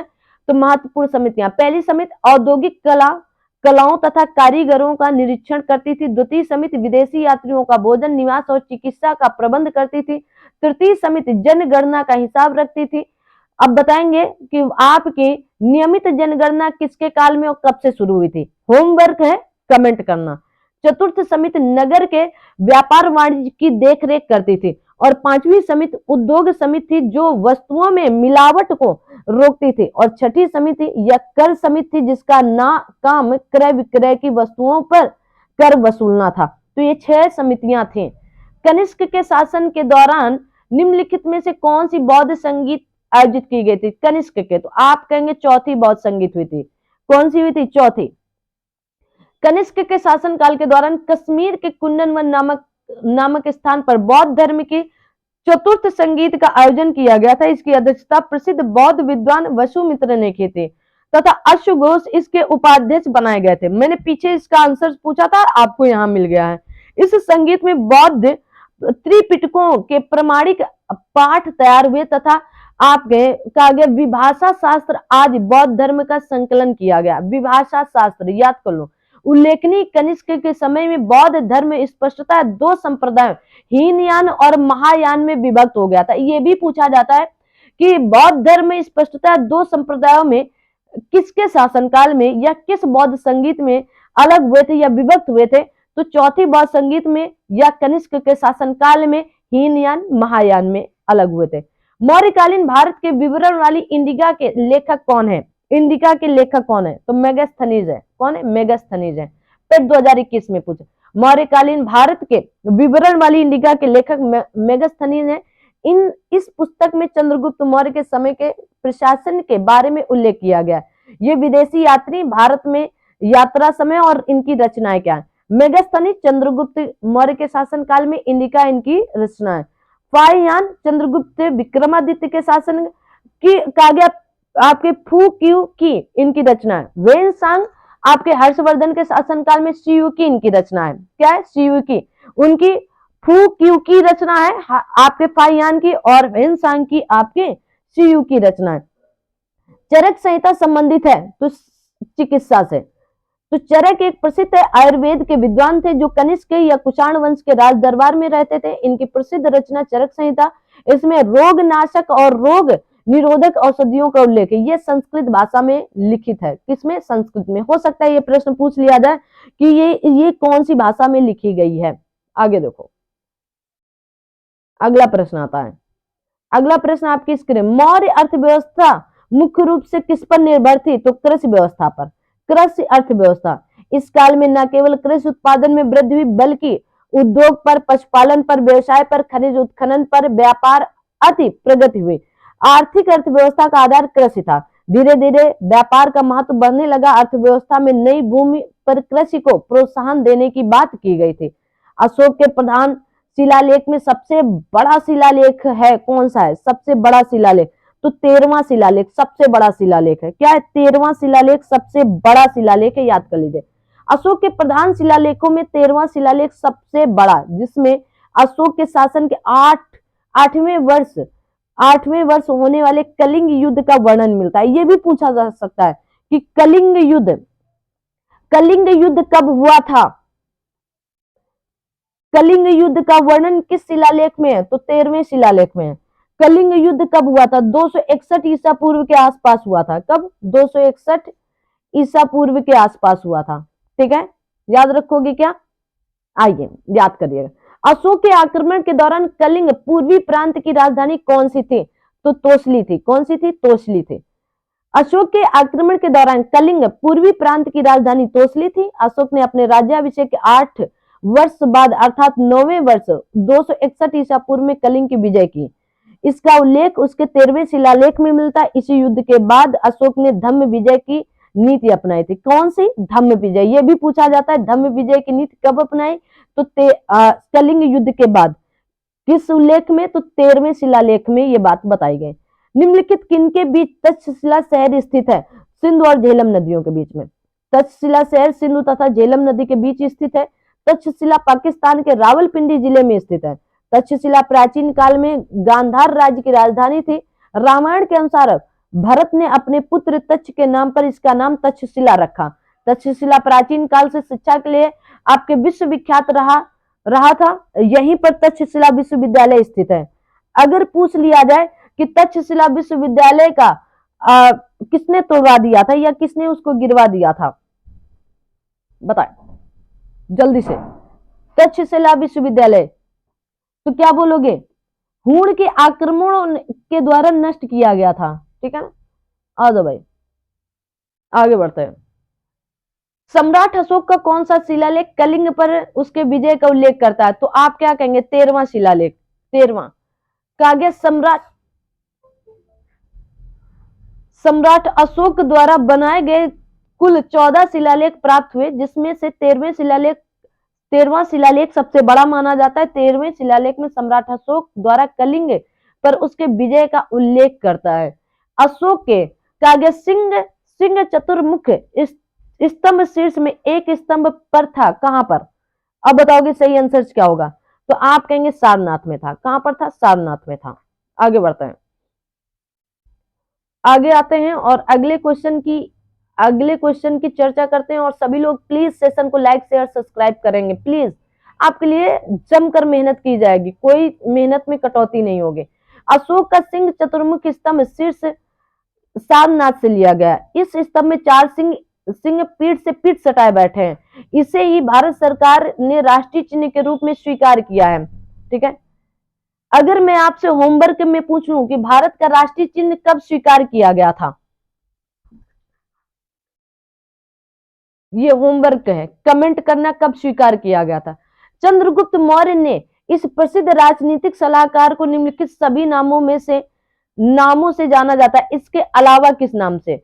चाणक्य, कौटिल्य, विष्णुगुप्त, समुद्रगुप्त। अब बताओगे सही आंसर क्या होगा? तो आप कहेंगे समुद्रगुप्त। ठीक है, समुद्रगुप्त। कौटिल्य को भारतीय राजनीतिक विचारों का जनक माना जाता है। इसके अन्य नाम विष्णुगुप्त, चाणक्य हैं। इसने विश्व प्रसिद्ध पुस्तक अर्थशास्त्र की रचना की है, जो कि राजनीतिक, लोक प्रशासन और अर्थशास्त्र की प्रमाणिक पुस्तक है। मौर्य वंश की स्थापना में चाणक्य का महत्वपूर्ण योगदान है। कौटिल्य चंद्रगुप्त का प्रधानमंत्री था। कौटिल्य को भारत का आपके मैकियावेली भी कहते हैं, याद कर लो, मैकियावेली भी कहते हैं। जबकि गुप्त साम्राज्य का महान सम्राट था। इसे भारत का नेपोलियन कहा जाता है। क्या कहा जाता है? भारत का नेपोलियन कहा जाता है। ठीक है, याद रखेंगे क्या? ओके, हाँ आगे बढ़ते हैं। अशोक के कौन से शिलालेख में ब्राह्मी लिपि का प्रयोग नहीं किया गया? तो आप कहेंगे शहबाजगढ़ी शिलालेख में। ठीक है, शहबाजगढ़ी एक गांव व ऐतिहासिक स्थल है जो पाकिस्तान के मर्दान जिले में स्थित है। यह सम्राट अशोक द्वारा स्थापित शिलालेख के लिए प्रसिद्ध है। इस शिलालेख में खरोष्टी लिपि का प्रयोग किया गया। शहबाजगढ़ी एवं आपके मानसेरा अभिलेख में खरोष्टी लिपि है। तक्षशिला अभिलेख में आपके कहा गया अरमेक लिपि है। और आपके कहा गया सरेकुना या कंधार शिलालेख में यूनानी एवं अरमेक लिपि या द्विभाषिक है। आगे देखो, निम्न में से मौर्य कला का सर्वोत्तम प्रतिमान कौन सा है? तो स्तंभ है। क्या है? स्तंभ है। तो मौर्य काल का सर्वोत्तम प्रतिमान स्तंभ है। मौर्य कला का विकास भारत में मौर्य साम्राज्य के युग में चौथी से दूसरी सदी ईसा पूर्व में हुआ। सारनाथ और कुशीनगर जैसे धार्मिक स्थानों के रूप में स्वयं सम्राट अशोक ने इसकी रचना की थी। ठीक है, अगला, निम्नलिखित में से कौन सा अशोक के साम्राज्याधीन नहीं था? तो कामरूप नहीं था। कश्मीर, कर्नाटक और गुर्जर आपके ये सब अशोक के साम्राज्याधीन था। ठीक है, कर्नाटक के मास्की अभिलेख तथा दतिया जिले के गुर्जरा अभिलेख से यह ज्ञात होता है कि अशोक का साम्राज्य कर्नाटक तथा गुर्जरा तक विस्तृत था। अशोक का कश्मीर पर भी अधिकार था। कल्हड़ की राज तरंगिणी के अनुसार उसने यहाँ पर श्रीनगर को बसाया था। कहा गया आपके गुर्जर शासन का उज्जैन क्षेत्र भी अशोक के अधीन रहा। कामरूप असम का पुराना नाम है। यह अशोक के साम्राज्याधीन नहीं था। बहुत इंपॉर्टेंट क्वेश्चन है, बहुत ज्यादा इंपॉर्टेंट क्वेश्चन है। आगे बढ़ते हैं, अगला क्वेश्चन आपकी स्क्रीन पर 96 बृहद सांची स्तूप किस काल से संबंधित है? तो मौर्य काल से। किससे? मौर्य काल से। बृहद सांची स्तूप का निर्माण सम्राट अशोक ने करवाया था। इसका निर्माण 3वीं शती ईसा पूर्व में सांची मध्य प्रदेश की राजधानी भोपाल के निकट रायसेन जिले में स्थित है। योग दर्शन के प्रवर्तक कौन थे? महर्षि पतंजलि जी हैं। कौन है? महर्षि पतंजलि। तो आगे योग दर्शन के प्रवर्तक महर्षि पतंजलि थे। माना जाता है कि वे आपके व्याकरणाचार्य पाणिनि के शिष्य थे। वेरी इंपॉर्टेंट है, याद कर लो। भारतीय दर्शन साहित्य में महर्षि पतंजलि के लिखे 3 ग्रंथ मिलते हैं, योग सूत्र, महाभाष्य, आयुर्वेद ग्रंथ। याद करो भाई, वेरी इंपॉर्टेंट है। दी गई जानकारी से राजवंश की रचना करें। पुष्यमित्र ने इस वंश की स्थापना की थी। कौन सा वंश होगा? उनके प्रभुत्व दक्षिण में नर्मदा नदी तक फैले थे और पाटलिपुत्र, अयोध्या और विदिशा के शहर शामिल थे। उन्होंने 2 अश्वमेध यज्ञ किए। उन्होंने आपके बैक्ट्रियन राजा आपके डेमेट्रियस को भी हराया। राजवंश का 5वां राजा भागभद्र था। पतंजलि का गौरव ग्रंथ महाभाष्य इस समय के दौरान लिखा गया था। अब बताओगे इनमें से कौन सा होगा? क्वेश्चन नंबर आप सभी की स्क्रीन पर है। तो आप कहेंगे शुंग वंश, शुंग राजवंश की बात की गई। किसके? शुंग राजवंश के। ठीक है। मौर्य वंश के अंतिम राजा कहा गया बृहद्रथ को उसके सेनापति पुष्यमित्र ने मारकर शुंग वंश की स्थापना की। आपके कहा गया वालिका मित्र या आपके दिव्य वदान के अनुसार पुष्यमित्र का साम्राज्य उत्तर में हिमालय से लेकर बरार या विदर्भ तक तथा पश्चिम में पंजाब से लेकर पूरब में मगध तक विस्तृत था। शुंग राजवंश के शासन काल में ही पतंजलि ने महाभाष्य की रचना की थी। महाभाष्य की रचना वाल विगाग्नि मित्रम की रचना किसने किया था? यह पूछा जाता है। अब बताओगे किसने किया? अगला, प्राचीन भारत के महान व्याकरणविद पतंजलि किसके समकालीन थे? तो पुष्यमित्र शुंग के समकालीन थे। ठीक है, चलिएगा। कहा गया प्राचीन भारत के महान व्याकरणविद पतंजलि शुंग वंश के संस्थापक पुष्यमित्र शुंग के राजपुरोहित थे। उन्होंने पाणिनि के अष्टाध्यायी नामक पुरातन व्याकरण ग्रंथ पर महाभाष्य नामक टीका लिखी थी। अयोध्याभिलेख में से पुष्यमित्र शुंग के 2 बार अश्वमेध यज्ञ करने की जानकारी होती है, जिन्हें संपन्न कराने का श्रेय महर्षि पतंजलि को है। कहा गया कुषाण मूलतः कहाँ के निवासी थे? तो आप कहेंगे चीनी तुर्किस्तान के। चीनी तुर्किस्तान।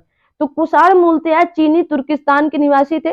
चीन पर कब्जा करने में असफलता होने के कारण ये मध्य एशिया में जाकर बस गए थे। ये यूची कबीले के थे। कुषाणों में सबसे महत्वपूर्ण शासक कनिष्क था, जिसने भारत पर शासन किया। पेशावर या पुरुषपुर और मथुरा को इसने अपनी राजधानी बनाया था। आगे आते हैं और आपकी आगे चलते हैं और देखेंगे अगला टॉपिक ही चेंज हो जा रहा है।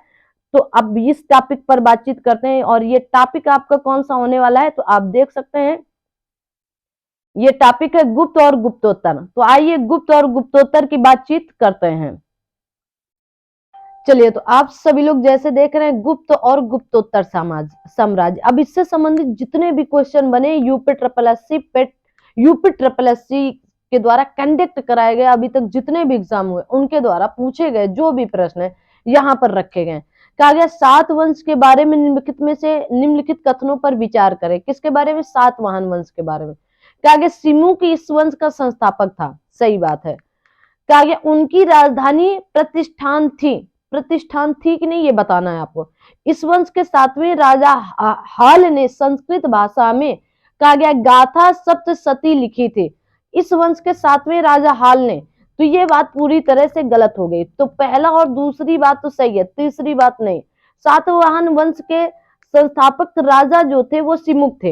इस वंश की राजधानी प्रतिष्ठान थी। वह महाराष्ट्र के औरंगाबाद जिले में गोदावरी नदी के किनारे बसा था।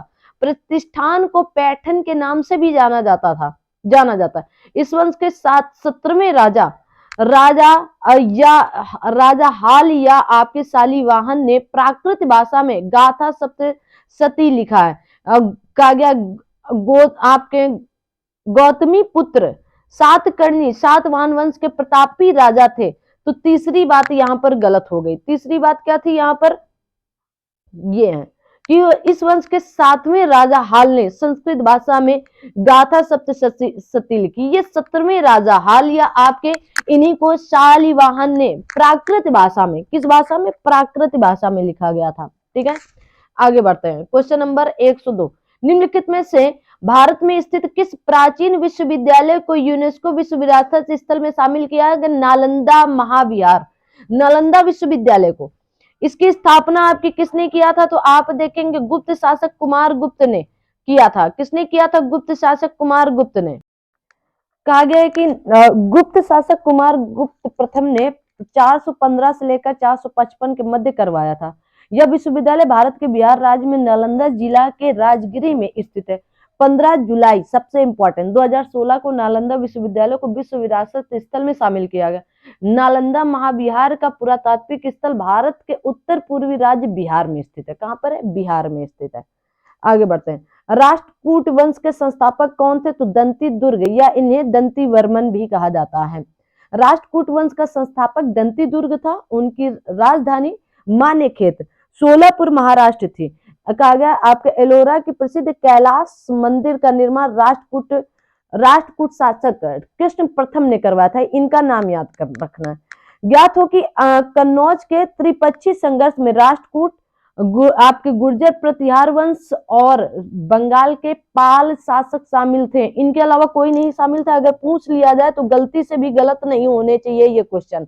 अगले क्वेश्चन की तरफ बढ़ते हैं और अगला आता है आपकी स्क्रीन पर। ये रहा क्वेश्चन, निम्नलिखित में से कौन सी हर्षवर्धन की पहली राजधानी थी? तो पहली राजधानी थानेश्वर थी। ठीक है। राज्यवर्धन की मृत्यु के बाद 606 ईस्वी में 16 वर्ष की अवस्था में हर्षवर्धन थानेश्वर की गद्दी पर बैठा।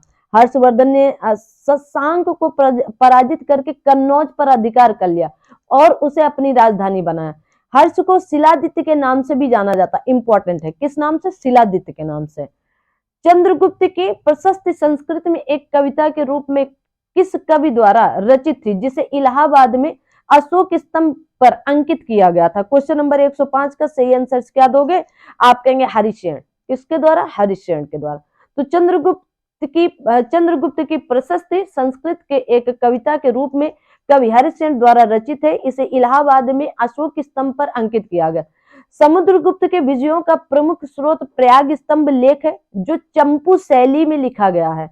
हरिशेन समुद्रगुप्त का दरबारी कवि था। कौन? हरिशेन समुद्रगुप्त का दरबारी कवि था।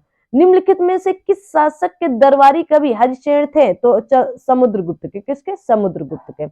निम्नलिखित में से किस शासक के दरबार में बहुत से विद्वानों को नवरत्न के रूप में अलंकृत किया गया था? तो आप कहेंगे चंद्रगुप्त द्वितीय के शासनकाल में। चंद्रगुप्त द्वितीय 375 से लेकर 415 ईस्वी के मतलब शासन किया और के दरबार में बहुत से विद्वानों को नवरत्न के रूप में अलंकृत किया गया। नवरत्नों में सम्मिलित विद्वान आपके धन्वंतरी, कागे चपड़क, अमर सिंह शंकु, कागे आपके घटकर पर कालिदास, बेताल भट्ट, कागे आपके वर रुचि और वरामिहिर उज्जैन में विक्रमादित्य के दरबार में थे। चंद्रगुप्त द्वितीय ने विक्रमादित्य की उपाधि धारण की थी। चंद्रगुप्त द्वितीय ने विक्रमादित्य की उपाधि धारण की थी। कहा गया खगोलविद वरामिहिर और कवि कालिदास किसके दरबार का हिस्सा थे? तो विक्रमादित्य के। हर्षवर्धन के शासन काल के दौरान, क्वेश्चन नंबर 109 आ चुका है, दौरान निम्नलिखित में से कौन सी राजधानी थी जो थानेश्वर से स्थानांतरित की गई थी? आप लोग बता सकते हैं। तो आप क्या कहेंगे? कन्नौज। क्या बोलोगे? कन्नौज। 2022 के पेट में पूछा गया है। आगे बढ़ते हैं। अगला क्वेश्चन आप सभी की स्क्रीन पर कुछ इस तरह का। हाँ बिल्कुल घबराना नहीं है। हर्षचरित प्राचीन उत्तर भारत का एक सम्राट था। उसने 606 से लेकर 647 ईस्वी तक शासन किया।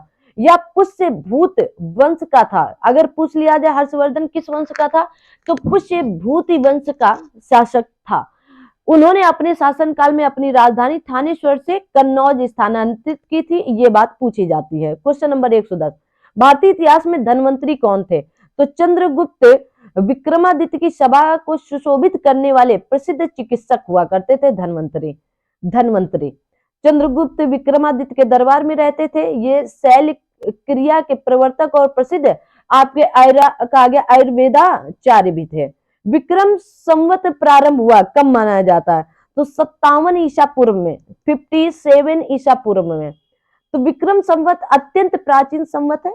विक्रम संवत का प्रणेता सम्राट विक्रमादित्य को माना जाता है। इन्होंने लगभग 57 ईसा पूर्व विक्रम संवत का आरंभ किया है। विक्रम संवत आपके 57 ईसा पूर्व विक्रमादित्य इनके प्रणेता माने जाते हैं। शक संवत 78 ईस्वी में कनिष्क इसके प्रणेता माने जाते हैं। और आपके हिजरी संवत 622 ईस्वी में कहा गया मोहम्मद साहब को माना जाता। इंपॉर्टेंट है। हर्षवर्धन ने 5 इंडीज को अपने नियंत्रण में लिया। इनमें से कौन सा 5 इंडीज थे? अब बताओगे कौन थे 5 इंडीज? तो आप कहेंगे पंजाब था, कन्नौज था, बंगाल था, बिहार था, उड़ीसा था। इंपॉर्टेंट चीज है और आपके ग्राम विकास अधिकारी में पूछी गई है। ठीक है, तो हर्षवर्धन कहा गया आपके पुष्य भूति वंश का महान राजा। उसने 606 से लेकर 647 ईस्वी तक शासन किया। वेनसांग के अनुसार हर्ष ने उत्तर के 5 राज्यों पंजाब, कन्नौज, बंगाल, बिहार या मिथिला और उड़ीसा तक अधिकार किया था। वह स्थल जहां हर्षवर्धन ने बौद्ध महासम्मेलन का आयोजन किया था वो था प्रयागराज। प्रयाग वह स्थल है जहां हर्षवर्धन ने बौद्ध महासम्मेलन का आयोजन किया।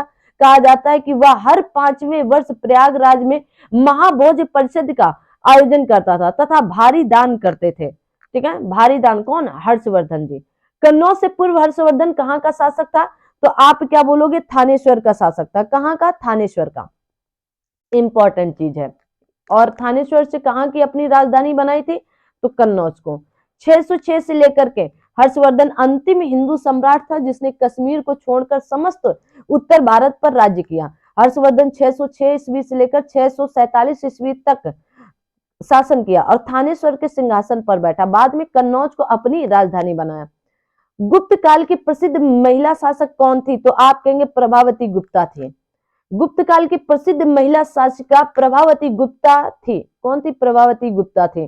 प्रभावती गुप्ता गुप्त वंश के शासक चंद्रगुप्त द्वितीय की पुत्री थी। इनका विवाह वाकाटक वंश महाराष्ट्र के शासक रुद्रसेन द्वितीय से हुआ था। किससे हुआ था? रुद्रसेन द्वितीय से हुआ था। अब आता है राजपूत राजवंश से संबंधित। कहा गया 12वीं शताब्दी के आरंभ में दिल्ली पर किसका शासन था?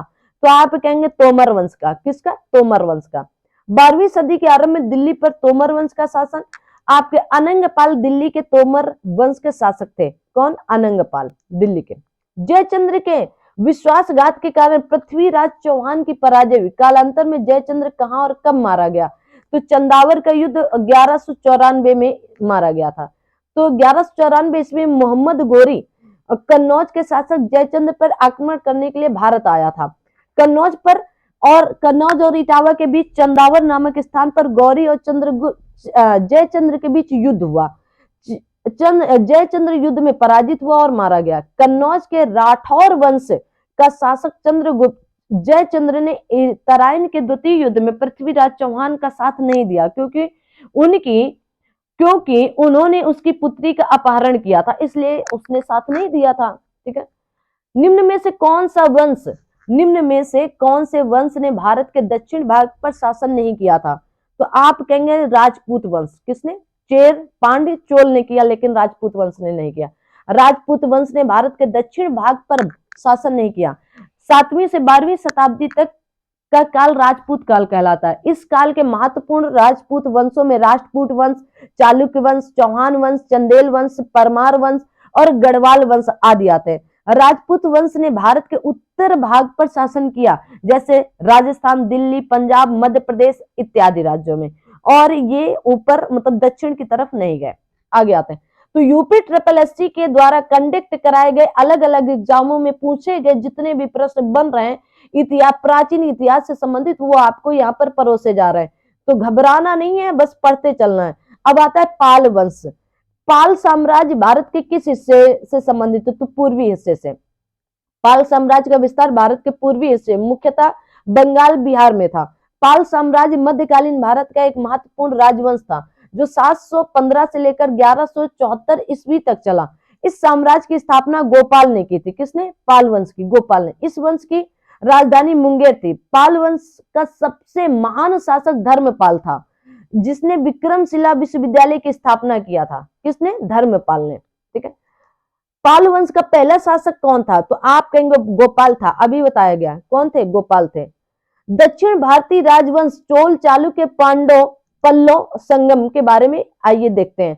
तो इन चारों को, ये दक्षिण भारतीय राजवंश है, चोल, चालुक्य, पल्लव और संगम। तो आइए इनसे एक एक करके हम लोग प्रश्नों को निकालते हैं और देखते हैं। और सेशन को लाइक, शेयर, सब्सक्राइब करना बिल्कुल भी ना भूलें। निम्नलिखित में से कौन सी नदी ऐतिहासिक रूप से कर्नाटक के दक्षिण में कहा गया आपके बंटवाल नदी के रूप में जानी जाती है? तो आप कहेंगे नेत्रावती नदी है। कौन सी? नेत्रावती। नेत्रावती नदी को ऐतिहासिक रूप से कर्नाटक के दक्षिण में बंटवाल नदी के रूप में जानी जाती है। बंटवाल नगर इसके किनारे स्थित होने के कारण इसे बंटवाल नदी भी कहते हैं। भारत के दक्षिण पश्चिम क्षेत्र से होकर बहने वाली नेत्रावली नदी आर्थिक और सांस्कृतिक रूप से कर्नाटक की सबसे महत्वपूर्ण नदियों में से एक है। बहुत से नए नए क्वेश्चन आपको देखने को मिल रहे हैं, प्लीज इनको स्किप नहीं करिएगा। ये अपनी उपजाऊ जलोढ़ मिट्टी से एक विशाल क्षेत्र को पोषण करती हैं। ठीक है, आगे बढ़ते हैं। निम्नलिखित में से कौन सा मंदिर पल्लव राजवंश के शासन के दौरान बनाया गया था? तो महाबलीपुरम मंदिर। कौन सा? महाबलीपुरम मंदिर। आगे बढ़ते हैं। दक्षिण भारत के पल्लव शासकों के शासन काल में महाबलीपुरम या आपके कहा गया मामल्लपुरम के विभिन्न मंदिरों को आगे कहा गया है कि विभिन्न मंदिरों का निर्माण कराया गया है। इन मंदिरों में प्रमुख है आपके आदिवराह मंदिर जिसे सिंह विष्णु, आपके एकस्मक रथ मंदिर जिसे नरसिंह वर्मन प्रथम, और गणेश रथ मंदिर, बहुत प्यार से पढ़िएगा, कहा गया परमेश्वर वर्मन प्रथम आदि के द्वारा करा। कांची के कैलाश मंदिर का निर्माण पल्लव शासक आपके नरसिंह वर्मन द्वितीय ने करवाया और यह द्रविड़ वास्तुकला शैली का उत्तम उदाहरण माना जाता है। याद कर लीजिएगा अगर आपको मन करता है याद करने का तो। आगे बढ़ते हैं। अगला क्वेश्चन आपकी स्क्रीन पर, प्लीज सेशन को लाइक, शेयर, सब्सक्राइब करना बिल्कुल ना भूलें। निम्नलिखित में से कौन सा संग्रहालय संगम युग के दौरान तमिलों के जीवन में प्रदर्शित करता है? तो आप कहेंगे आपका किझाड़ी संग्रहालय। कौन सा? किझाड़ी संग्रहालय। पहली बार सुन रहे हैं ना? बिल्कुल पहली बार सुन रहे हैं। किझाड़ी संग्रहालय तमिलनाडु संगम युग के दौरान तमिलों के जीवन को प्रदर्शित करता है। इसका निर्माण आपके चेट्टीनाड शैली में किया गया। किझाड़ी तमिलनाडु के शिवगंगा जिले में वैगई नदी तट पर स्थित संगम काल की एक नगरी बस्ती है। इंपॉर्टेंट है, लगाओ भाई ताला ऐसे प्रश्नों। चोल साम्राज्य के संस्थापक निम्नलिखित में से कौन थे? तो आप कहेंगे आपके विजया या आपके विजयालय चोल थे। कौन थे? विजयालय चोल थे। चोल साम्राज्य की स्थापना विजयालय चोल ने की थी। चोलों का शासन 9वीं शताब्दी में शुरू हुआ और जब उन्होंने पल्लवों को हराया, इनका शासन 13वीं शताब्दी तक 5 से अधिक शताब्दियों तक चलता रहा। इंपॉर्टेंट चीज है। अगला क्वेश्चन, निम्नलिखित में से कौन सा शिव मंदिर चोल शासकों के संरक्षण में नहीं बनाया गया था? तो आप कहेंगे आपके गुंडेश्वर मंदिर जो शिन्नार में स्थित है। कहा? नटराज मंदिर चिदम्बरा वाला है, आपके कहा गया पल्लई वनथर मंदिर तंजावुर वाला भी है, बृहदेश्वर मंदिर आपके सोलपुरम या आपके गंगई कोडम वाला भी है। नटराज मंदिर आपके है, तो ये आप देख सकते हैं चोल शासकों के संरक्षण में बना। जबकि आपके कहा गया गुंडेश्वर मंदिर का निर्माण 12वीं शताब्दी में यादव वंशी राजकुमार राज गोविंद ने करवाया था। यह शिव मंदिर महाराष्ट्र राज्य के नासिक जिले के सिन्नार तालुका गांव में स्थित है। याद कर लो भाई, मिलान के लिए पूछा जा सकता है। कहा गया आपके महोदयपुरम के चेर साम्राज्य में बोली जाने वाली संभावित भाषा कौन सी थी? अब बताओगी कौन सी थी? तो मलयालम भाषा। कौन सी? मलयालम भाषा। ठीक है, महोदयपुरम के चेर साम्राज्य में बोली जाने वाली संभावित भाषा मलयालम थी। महोदयपुरम में चेर साम्राज्य की स्थापना दक्षिण पश्चिमी प्रायद्वीपीय हिस्सों में की गई थी जो वर्तमान केरल का हिस्सा है। इसके शासकों ने अपने उत्कीर्ण में मलयालम भाषा का प्रयोग किया था। सिंचाई के लिए 16 मील लंबी चोल झील का निर्माण इनमें से किस चोल शासक ने करवाया था? तो राजेंद्र प्रथम ने। सिंचाई के लिए 16 मील लंबी चोल मंडलम झील का निर्माण राजेंद्र प्रथम ने करवाया था। किसने करवाया था? राजेंद्र प्रथम ने। कौन सा साहित्य संगम साहित्य के रूप में प्रसिद्ध? कौन सा साहित्य? तो तमिल साहित्य संगम साहित्य के रूप में प्रसिद्ध है। संगम साहित्य के रूप में प्रसिद्ध है। अगले क्वेश्चन की तरफ बढ़ते हैं। अगला क्वेश्चन, आप लोग इस क्लास में जो रिव्यू दोगे उसी अकॉर्डिंग अगली क्लास से रिकॉर्ड करके आप तक पहुंचाने का प्रयास किया जाए। तमिल भाषा में लिखे गए प्राचीन साहित्य को संगम साहित्य कहा जाता है। सर्वप्रथम इन परिषदों का आयोजन पांड्य राजाओं के राजकीय संरक्षण में किया गया था। संगम का महत्वपूर्ण कार्य होता था कार्य होता था। उन कवियों तथा लेखकों की रचनाओं का अवलोकन करना जो अपनी रचनाओं को प्रकाशित करना चाहते थे। चोल अभिलेखों के अनुसार जैन सभाओं को दान में दिए जाने वाले भूमि को क्या कहा जाता था? बताएंगे, दान में दिए जाने वाले भूमि को क्या कहा जाता था? आप कहेंगे पल्ली, पल्ली छादनम कहा जाता था। क्या पल्ली कहा गया? पल्ली छदनानम कहा जाता था, है ना? तो option number C is right answer. कहा गया चोल अभिलेखों के अनुसार चोल भूमि में, चोल काल में भूमि जो दान में दी जाती थी उसका विवरण कुछ इस तरह था। गैर ब्राह्मण किसान स्वामी की भूमि को कहा गया विल्लन गवई कहा जाता था। ब्राह्मणों को उपहार में दी गई भूमि को आपके ब्रह्मोदय या आपके ब्रह्मादय कहा जाता था। किसी विद्यालय के रख रखाव के लिए भूमि तो शाला भोग कहा जाता था। कहा गया जैन संस्थानों को दान में की गई तो आप कहेंगे आपके पल्ली छादनम कहा जाता था। कहा गया किसी मंदिर को उपहार में दी गई भूमि को कहा गया देवदान, या आपके देवदान से याद आया कि अगर आपने अभी तक देवमयी क्लासेस को सब्सक्राइब नहीं किया है तो प्लीज आप सभी लोग फटाफट देवमयी क्लासेस को जाकर सब्सक्राइब करें, सेशन को शेयर करें और आनंद लें एकदम बढ़िया से, और टेलीग्राम चैनल को ज्वाइन कर लें ताकि आपको समय समय पर पीडीएफ मिलती रहे। बिना टेलीग्राम के आपको रिवीजन करना है तो ये लिखी लिखाई आपको पीडीएफ दी जाएगी, ठीक है? तो याद रखेंगे। चोल प्रशासन में भाग लेने वाले उच्च पदाधिकारियों को क्या कहा जाता था? तो आप कहेंगे पेरुंदरम एवं निम्न श्रेणी के पदाधिकारियों को सेरुंदनन, क्या सेरुंदन कहा जाता था। तो आपके उच्च पदाधिकारियों को आपके पेरुंदरम और निम्न पदाधिकारियों को तो आप कहेंगे सेरुंदन कहा जाता था। याद करके रखिएगा। प्राचीन कालीन साहित्य एवं साहित्यकार, आइए भाई क्वेश्चन नंबर 130 आता है। तो इस वाले टॉपिक पर हम लोग आते हैं फटाफट। निम्नलिखित में से कौन सी हर्षवर्धन द्वारा नहीं लिखा गया था? बताओ कौन सा हर्षवर्धन द्वारा नहीं? रत्नावली, कादम्बरी, प्रियदर्शिका या फिर आप कहेंगे नागानंद। तो आप कहेंगे कादम्बरी नहीं लिखी गई थी, एकदम स्पष्ट है, एकदम स्पष्ट तौर। हर्षवर्धन 606 से लेकर 647 ईस्वी पुष्यभूति वंश का या वर्धन वंश का अंतिम शासक था। वेनसांग हर्ष के शासनकाल के दौरान भारत आया। हर्ष को रत्नावली, प्रियदर्शिका और नागानंद आदि कृतियों का श्रेय दिया जाता है। बाण भट्ट हर्षवर्धन के दरबारी कवि जिन्होंने कादम्बरी की रचना की थी। किसकी? कादम्बरी की। कादम्बरी के लेखक कौन है? तो आप कहेंगे बाण भट्ट है। कौन है? बाण भट्ट है, ठीक है। अगले, इतिहास के निम्नलिखित ऐतिहासिक स्रोतों पर विचार कीजिएगा। तो क्या करना है? विचार करना है। आइए विचार करते हैं।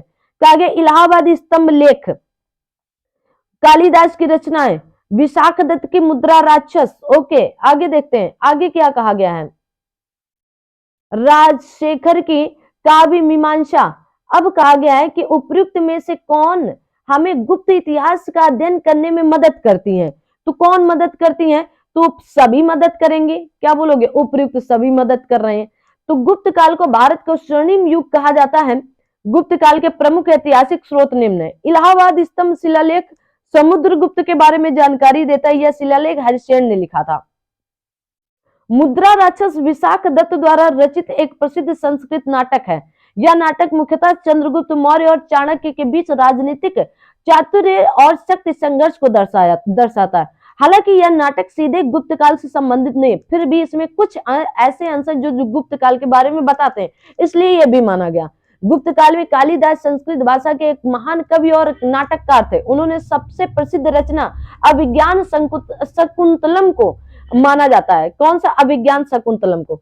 राजशेखर की काव्य मीमांसा में गुप्त काल के काव्य व साहित्य के विषय में जानकारी मिलती है। यह आपके गुर्जर प्रतिहार शासक महेंद्रपाल के दरबारी भी थे। क्या थे? दरबारी भी थे राजशेखर जी। कश्मीर के इतिहास का विवरण देने वाली पुस्तक राजतरंगिणी निम्नलिखित में से किस इतिहास द्वारा लिखी गई या किसके द्वारा लिखी गई है? तो आप कहेंगे कल्लड़ के द्वारा। कल्लड़ के द्वारा, ठीक है। 2024 में 24 का आपका store keeper and assistant grade 3 mains में पूछा गया था। एग्जाम हुआ था 13/4/2025 में। राजतरंगिणी कश्मीर के इतिहास पर आधारित एक महत्वपूर्ण संस्कृत ग्रंथ है जिसे 12वीं सदी में कश्मीर विद्वान कल्लड़ ने लिखा था। यह ग्रंथ कश्मीर के राजाओं के शासनकाल के राजनीतिक घटनाओं, सामाजिक परिवर्तन और सांस्कृतिक पहलुओं का या पहलुओं का विस्तृत विवरण करता है। आगे बढ़ते हैं। प्राचीन भारतीय ग्रंथ अर्थशास्त्र के लेखक कौन है? तो आप क्या बोलोगे, अर्थशास्त्र के लेखक कौन है? तो आप कहेंगे विष्णुगुप्त, कौटिल्य या आपके कौटिल्य या चाणक्य। चंद्रगुप्त नहीं। आगे आते हैं,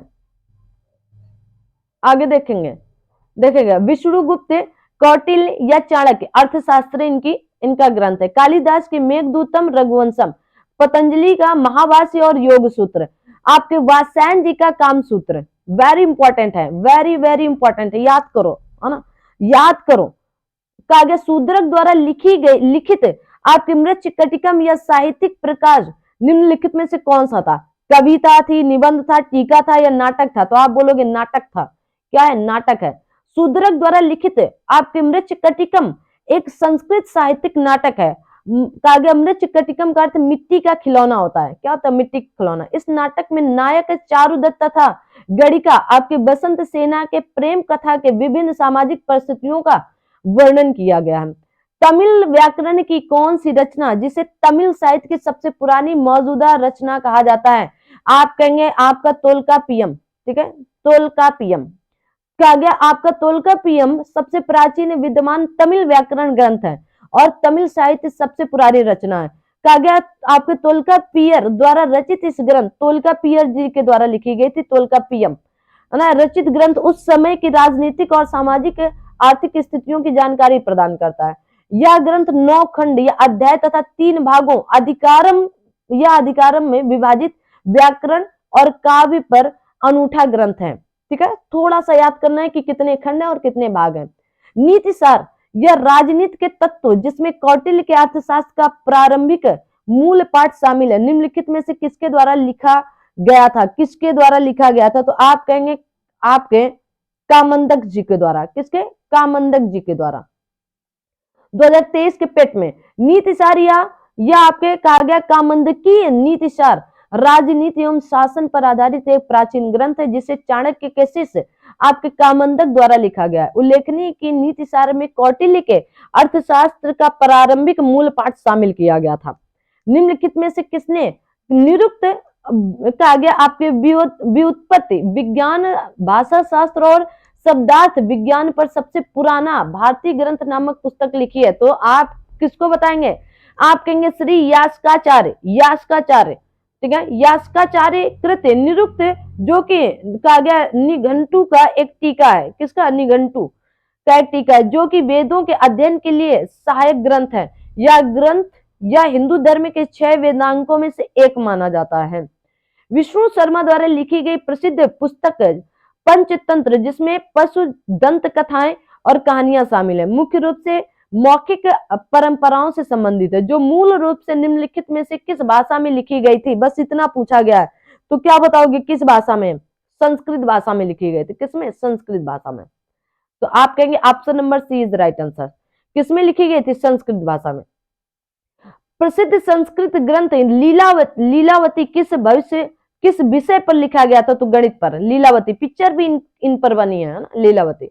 प्रसिद्ध संस्कृत ग्रंथ लीलावती का विषय गणित और खगोल शास्त्र है। यह एक प्राचीन ग्रंथ है जो भारतीय गणितज्ञ भास्कर द्वितीय द्वारा लिखा गया। उल्लेखनीय कि साल 2020 में केंद्रीय शिक्षा मंत्री द्वारा लीलावती पुरस्कार का आरंभ किया गया, जो कि महिला सशक्तिकरण के मद्देनजर अखिल भारतीय तकनीकी शिक्षा परिषद का एक अभिनव शिक्षा कार्यक्रम है। वेरी इंपॉर्टेंट है भाई।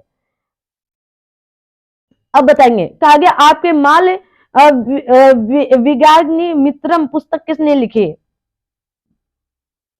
आपके विगाग्नि मित्रम तो कालिदास ने लिखी। किसने? कालिदास ने लिखी है। लोअर एग्जाम में पूछेगी। लोअर की वैकेंसी भी आप सभी के समझ यूपी ट्रिपल एससी के द्वारा बहुत ही जल्द आने वाली है। 2021 में पूछा गया था। तो कालिदास की। कहा गया दस कुमार चरित्रम दंडी जी की है। स्वप्न वास दत्ता महाकवि भास जी की है। और आपके कहा गया किरातार्जुनियम तो आप कहेंगे भारवी जी की है। किसकी है? भारवी जी की। ठीक है, अभिज्ञान शकुंतलम पुस्तक के लेखक कालिदास जी हैं। कौन है? कालिदास जी की हैं। ठीक है, आगे आ दो। कहा गया अष्टाध्यायी पाणिनि जी की है। रामायण वाल्मीकि, महाभारत वेद व्यास जी की, महाभाष्य पतंजलि जी की, और अगर आपसे अभिज्ञान शकुंतलम और रघुवंशम तो कालिदास जी की है।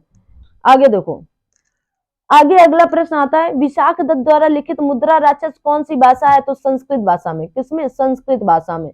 मुद्रा राक्षस 4वीं शताब्दी पूर्व में रचित संस्कृत का ऐतिहासिक नाटक है। इसके रचयिता विशाख दत्त। इसमें चाणक्य और चंद्रगुप्त की राजनीतिक सफलताओं का विश्लेषण है। इस ऐतिहासिक नाटक को हिंदी में रूपांतरित करने का श्रेय भारतेंदु हरिश्चंद्र को प्राप्त है। मेगास्थनीज, मेगास्थनीज आ जाओ भाई, तो क्या बोलोगे? क्वेश्चन नंबर आपका 144, मेगास्थनीज जिसने भारत के बारे में प्रसिद्ध ग्रंथ इंडिका लिखी, वह मूल रूप से किस देश का था?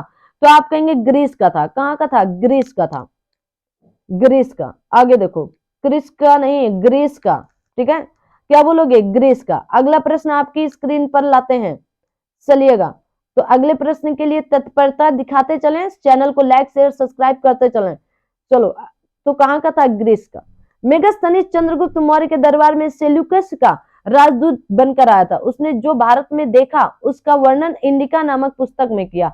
मेगास्थनीज यूनान या ग्रीस का निवासी था। कहां का? यूनान या ग्रीस का निवासी था।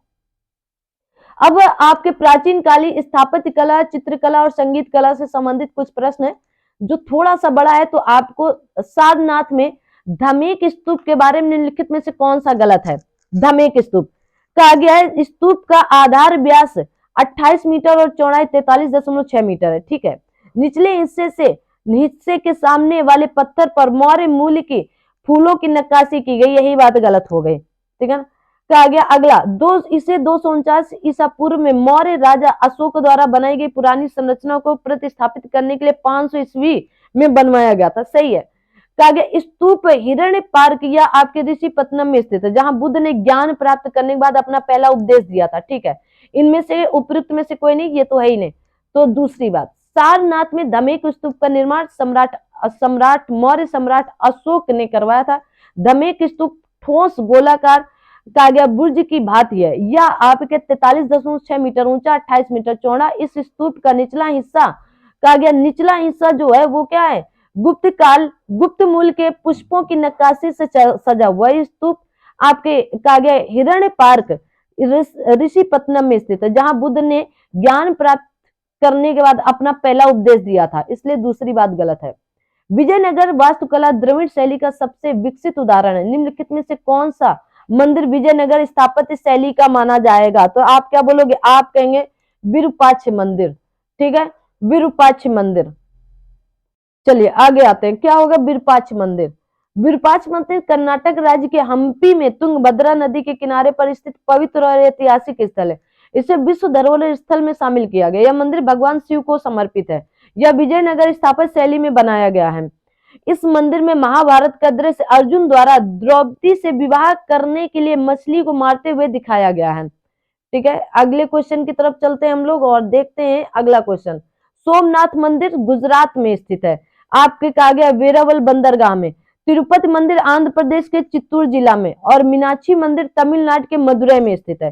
स्तूप के कहा गया आपके अर्धवृत्ताकार टीले के ऊपर देवताओं के निवास का प्रतिनिधित्व करने वाली बालकनी जैसी संरचना कहलाती है। तो क्या कहलाती है? क्वेश्चन नंबर 147 का सही आंसर तो हर्मिका कहलाती है। ये प्रश्न पेट में नहीं, वीडियो एग्जाम में पूछा गया था। तो देवताओं के निवास का प्रतिनिधित्व करने वाली बालकनी जैसी संरचना हर्मिका बौद्ध वास्तुकला का हिस्सा थी। हर्मिका को स्तूप के शीर्ष पर रखा जाता था और इसमें त्रिस्तरीय छतरी या आपकी छत्रवली बनी होती थी, जो बौद्ध धर्म के तीन रत्नों या बौद्ध बुद्ध धम्मम या बुद्ध की शिक्षाओं संगम बौद्ध धर्म वर्ग और प्रतिनिधित्व करती थी। बौद्ध धर्म वर्ग का प्रतिनिधित्व करते थे। कहा गया आपका त्रिरश्मि बौद्ध गुफा परिसर, जहां 3 नई गुफाएं खोजी गई हैं, जिस राज्य में स्थित है उसे क्या कहते हैं? तो कहां पर? महाराष्ट्र में खोजी गई थी। कहां पर? महाराष्ट्र में। त्रिरश्मि बौद्ध गुफा परिसर महाराष्ट्र के नासिक में स्थित है। हाल ही में भारतीय पुरातत्व सर्वेक्षण द्वारा 3 नई गुफाएं खोजी गई। त्रिरश्मि गुफाओं को पांडोलेनी गुफा भी कहते हैं। ये गुफाएं 2री से 6ठी शताब्दी ईसा पूर्व निर्मित की गई थी, मानी जाती है ऐसे। निम्नलिखित में से कौन सा एक अनुचित युग्म है? क्वेश्चन नंबर 149 का तो आपका हम्पी स्मारक समूह विजयनगर राजवंश में है। लिंगराज मंदिर सोमवंशी राजवंश। खजुराहो तो आप कहेंगे खजुराहो चोल राजवंश से संबंधित है। आपके हजार स्तंभ तो काकतीय राजवंश से संबंधित है। खजुराहो मंदिर का निर्माण 950 से लेकर 1050 ईस्वी के मध्य चंदेल शासकों ने करवाया था। खजुराहो के मंदिर सभी प्रमुख भारतीय मूल के धर्मों वैष्णव, शैव, शाक्त और जैन से संबंध रखते हैं, जो मध्य प्रदेश के छतरपुर जिले में स्थित है। जिले में विंध्य पर्वत श्रृंखला पर अवस्थित है। खजुराहो के मंदिर वास्तुकला के नागर शैली का अद्भुत उदाहरण है। किसका है? नागर शैली का। इन मंदिरों को यूनेस्को द्वारा वर्ष 1986 में विश्व धरोहर स्थल का दर्जा प्रदान कर दिया गया। कलमकारी चित्रकला का संबंध है किससे? कलमकारी का आपके रेड वीडियो री एग्जाम 2023 में पूछा गया था। क्वेश्चन नंबर 150 का सही आंसर क्या दोगे? आप कहेंगे दक्षिण भारत में हाथ से रंगा हुआ सूती कपड़ा, यही है कलमकारी चित्रकला का संबंध। दक्षिण भारत में, कहां पर? दक्षिण भारत में। आगे आते हैं क्वेश्चन नंबर आपका अगला चलते हैं और वो होगा आपका क्वेश्चन नंबर 151। चलिएगा, आइए फटाफट आप सभी लोग देख लीजिएगा और ये आपकी लास्ट स्लाइड है जो होगी। कहा गया है अगला जो होगा कि दक्षिण भारत के आंध्र प्रदेश में प्रचलित हस्तनिर्मित चित्रकला कलमकारी सूती कपड़े पर रंगीन ब्लॉक से छाप कर बनाई जाती है। इसमें प्राकृतिक रंगों के उपयोग से धार्मिक चित्र बनाए जाते हैं। इस कला की विषय वस्तु हिंदू पौराणिक कथाओं, कहा गया देवताओं, जानवरों, फूलों और प्राकृतिक दृश्यों पर आधारित है। खजुराहो समूह के प्रसिद्ध स्मारक किस राज्य में है? तो आप कहेंगे मध्य प्रदेश में, एमपी में। खजुराहो समूह के प्रसिद्ध स्मारक मध्य प्रदेश राज्य के छतरपुर जिले में स्थित है।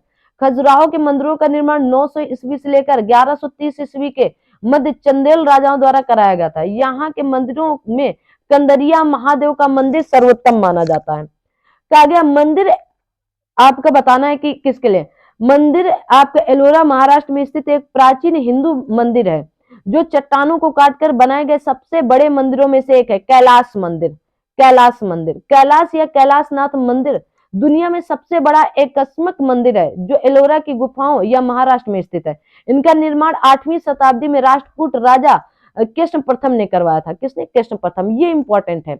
मथुरा कला स्कूल कब अपने शिखर पर पहुंचा? तो आप कहेंगे कुषाण काल में। मथुरा कला का जन्म कनिष्क के समय हुआ। मथुरा कला स्कूल कुषाण काल में अपने सर्वोत्तम शिखर पर पहुंचा। इसमें लाल बलुआ पत्थर का प्रयोग हुआ है। इसमें आदर्शवादी कला और सौंदर्य को प्रधानता दी गई है। भारत में नवपाषाण काल गुप्त गुफा चित्रकारी कहाँ मिलती है? तो आप कहेंगे भीमबेटका में। भारत में नवपाषाण काल गुफा चित्रकारी कहाँ मिलती है? आप कहेंगे भीमबेटका में। भारत में नवपाषाण कालीन गुफा चित्रकारी मध्य प्रदेश के रायसेन जिले के भीमबेटका से मिली है।